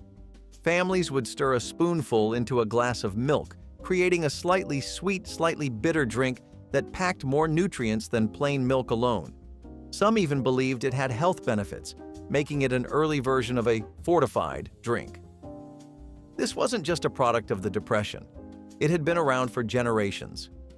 In farming communities, molasses was often used as a sweetener when refined sugar was too costly. Children drank it before heading to school, and laborers relied on it for an energy boost before a long day of work. For those who grew up with it, molasses milk was a taste of childhood, a reminder of tough but resourceful times. It wasn't fancy, but it was proof that sometimes all you needed was a little sweetness to get through the day. When flour was a luxury and wheat was scarce, people turned to what they had: cornmeal. That's how corn dodgers became a staple in struggling households across rural America. Corn had long been the backbone of Southern and frontier cooking, but during the Great Depression, it became even more essential. Cornmeal was cheap, widely available, and didn't require the refrigeration that more expensive ingredients did. Mixing it with water, salt, and sometimes a bit of fat or milk, families shaped the batter into small cakes and either fried them in a pan or baked them on a hot stone. The result? A crispy, golden bite of sustenance that could be eaten plain, dipped in water, or, on good days, smothered in gravy. The ingenuity behind corn dodgers lay in their versatility. They could replace bread, be carried on long journeys without spoiling, and even serve as a side dish to stretch a meager meal. Cowboys and pioneers ate them, and so did struggling families in the 1930s. For many, the taste of corn dodgers is a reminder of resilience, a symbol of making do when options were limited. A handful of cornmeal, a little heat, and a lot of determination were all it took. Rice and raisins were a really humble dish. When I talk about the psychological factor when it comes to eating, I'm referring to dishes like this. Rice on its own is perfectly edible, and it's something that people have eaten plain with nothing else for centuries. But eventually, that got old, didn't it? And even in the toughest of times, people needed a good snack, a sweet treat, something for the soul, a lot like how we do now. Their way of doing this on a budget? Take advantage of what Mother Nature's growing for you and throw in some raisins, which were really lovely because they were something that was abundant. You could either forage it, you could buy small boxes in bulk, and these were still relatively affordable, or government commodity drives and distributions would drop a few in your basket. The simplest iteration of this dish is just rice and raisins boiled in water, salt, and a pot. But if you want to take it a bit further, you can also mix in some milk, sugar, and butter, and elevate this dish into something that's a lot closer to a kind of rice-based custard or pudding. Kind of like kheer, from Southeast Asian cultures if you've ever had it. Rice and raisins were a really humble dish. When I talk about the psychological factor when it comes to eating, I'm referring to dishes like this. Rice on its own is perfectly edible, and it's something that people have eaten plain with nothing else for centuries. But eventually, that got old, didn't it?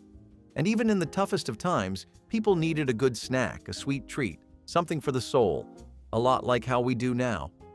Their way of doing this on a budget?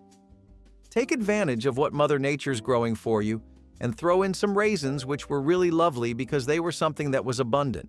You could either forage it, you could buy small boxes in bulk, and these were still relatively affordable, or government commodity drives and distributions would drop a few in your basket. The simplest iteration of this dish is just rice and raisins boiled in water, salt, and a pot. But if you want to take it a bit further, you can also mix in some milk, sugar, and butter, and elevate this dish into something that's a lot closer to a kind of rice-based custard or pudding. Kind of like kheer, from Southeast Asian cultures if you've ever had it. When protein was hard to come by, people got creative with what they had. Peanut butter soup was a Depression-era meal that turned a pantry staple into a warm, filling dish that kept hunger at bay. Peanut butter was cheap, packed with protein, and didn't spoil easily, making it a lifesaver for struggling families. Instead of spreading it thin on bread, some turned it into soup. The method was simple. Peanut butter was mixed with water or milk and heated until it became a creamy, slightly nutty broth. Some added sugar for a sweeter version, while others used salt and onions to create something more savory. This dish wasn't just a product of tough times. Variations of peanut-based soups existed long before the Great Depression, especially in African and Asian cuisines. But in America, it became a way to stretch a single jar of peanut butter further than sandwiches ever could. It may not have been a culinary masterpiece, but peanut butter soup did what it needed to: provide warmth, nutrition, and just enough comfort to make a tough day a little easier. For those who ate it, the memory stuck. Not for its taste, but for what it represented, making do with whatever was on hand and turning the simplest ingredients into survival. Cabbage and potato hash. Honestly, it doesn't get more economical than this either, so it's a fantastic place to start. Let me tell you a little something about cabbages and potatoes before we begin dissecting this dish. So, back in the days before modern refrigeration became such a nationally accepted miracle, people actually used to worry a lot about the seasonal nature of ingredients, fruits, and vegetables. Cabbage and potatoes were arguably the sole exception to this because they can be grown and cooked pretty much throughout the entire season. Now, this was also a dish that took barely any oil or lard, and also didn't really require any kind of cooking utensils, skills, or experience. It's one of the most ideal dinners because potatoes and cabbage are always available for dirt cheap in markets, and you can make an infinite amount of combinations through them. Though some people really don't like their cabbage, something about the texture. Which side of the boat do you find yourself leaning towards? Are cabbage and potato hash something you'd try if your wallet was in bad enough shape? Or would you have a taste anyway just to see? When flour was a luxury and wheat was scarce, people turned to what they had: cornmeal. That's how corn dodgers became a staple in struggling households across rural America. Corn had long been the backbone of southern and frontier cooking, but during the Great Depression, it became even more essential. Cornmeal was cheap, widely available, and didn't require the refrigeration that more expensive ingredients did. Mixing it with water, salt, and sometimes a bit of fat or milk, families shaped the batter into small cakes and either fried them in a pan or baked them on a hot stone. The result? A crispy, golden bite of sustenance that could be eaten plain, dipped in water, or, on good days, smothered in gravy. The ingenuity behind corn dodgers lay in their versatility. They could replace bread, be carried on long journeys without spoiling, and even serve as a side dish to stretch a meager meal. Cowboys and pioneers ate them, and so did struggling families in the 1930s. For many, the taste of corn dodgers is a reminder of resilience, a symbol of making do when options were limited. A handful of cornmeal, a little heat, and a lot of determination were all it took. Corn dodgers weren't always the Super Bowl phenomena you know them to be today. Back in the day, they were actually one of the few ways where families could eat and still be full. Corn dodgers basically involve corn cakes that are either fried or baked and then served as a main dish. But when people had any kind of meat or potatoes, just anything at all that was bulkier and heavier to serve it with, they would almost always serve it as a side dish. Still, corn dodgers were essential to getting by the day back then, and they're just as important now. Making these at home is as easy as it gets as well, because once you have the mixture for a corn cake ready, which is a really simple process involving like 3 steps max, all you need to do is shape them into form and get to frying. These make for such a cheap and affordable midday snack, and they're the perfect thing to come back to from work. Best part? You can prepare meals and make enough corn cake batter and just freeze it, so you don't even have to deal with the entire process when you get back home tired from work. When apples were too expensive and food couldn't go to waste, people got creative. That's how green tomato pie found its way onto the dinner table, an unexpected dessert made from the last scraps of the garden. Unripe tomatoes, too tough and tart to eat raw, were sliced thin and cooked down with sugar, cinnamon, and a splash of vinegar to mimic the tang of apples. Once baked into a pie crust, the transformation was almost magical. The texture softened, the flavors melded, and if you didn't know better, you might not have realized you weren't eating apples at all. This dish had deep roots in frugality, especially in farming communities. When the first frost threatened to ruin unripened tomatoes, families picked them early rather than letting them go to waste. In an era where every ingredient mattered, throwing food away wasn't an option. For those who grew up on it, green tomato pie was more than just a dessert. It was a reminder of making the best of what you had. It was about ingenuity in the kitchen, where necessity was often the only option. Even in hard times, a little sugar and a lot of creativity could turn the unexpected into something sweet. Johnny cakes with sorghum syrup are just straight-up comfort food from a time when breakfast was this familial thing everybody looked forward to, and when breakfast was entirely made from scratch. Johnny cakes are these rustic little cornmeal pancakes that are actually very no-nonsense. None of the fluff, flair, and aesthetic charm you would normally associate with pancakes. Do you know that super cozy vibe they give off? Just not there this time. Johnny cakes are coarse, they're not the eBay when it comes to presentation, and they actually have this very deep, toasty corn flavor that pairs almost a little too well with the smokiness and richness of sorghum syrup. You can either use this in a dipping cup or drizzle it on top, but let's be real, the dipping cup is sacred. Anything else is blasphemy. Johnny cakes also have something of a history that goes back all the way to the indigenous peoples. They were the first ones to teach colonists how you handle cornmeal and how you should cook with it, and they were made to mirror the effects of other popular survivalist Native American food, such as pemmican. Its main function was lasting on long journeys and providing you with a boost of energy to carry on with your travels. That wraps up 2 hours of the meals that helped our grandparents survive the toughest times. Which one surprised you the most? Let us know in the comments, and don't forget to like and subscribe for more.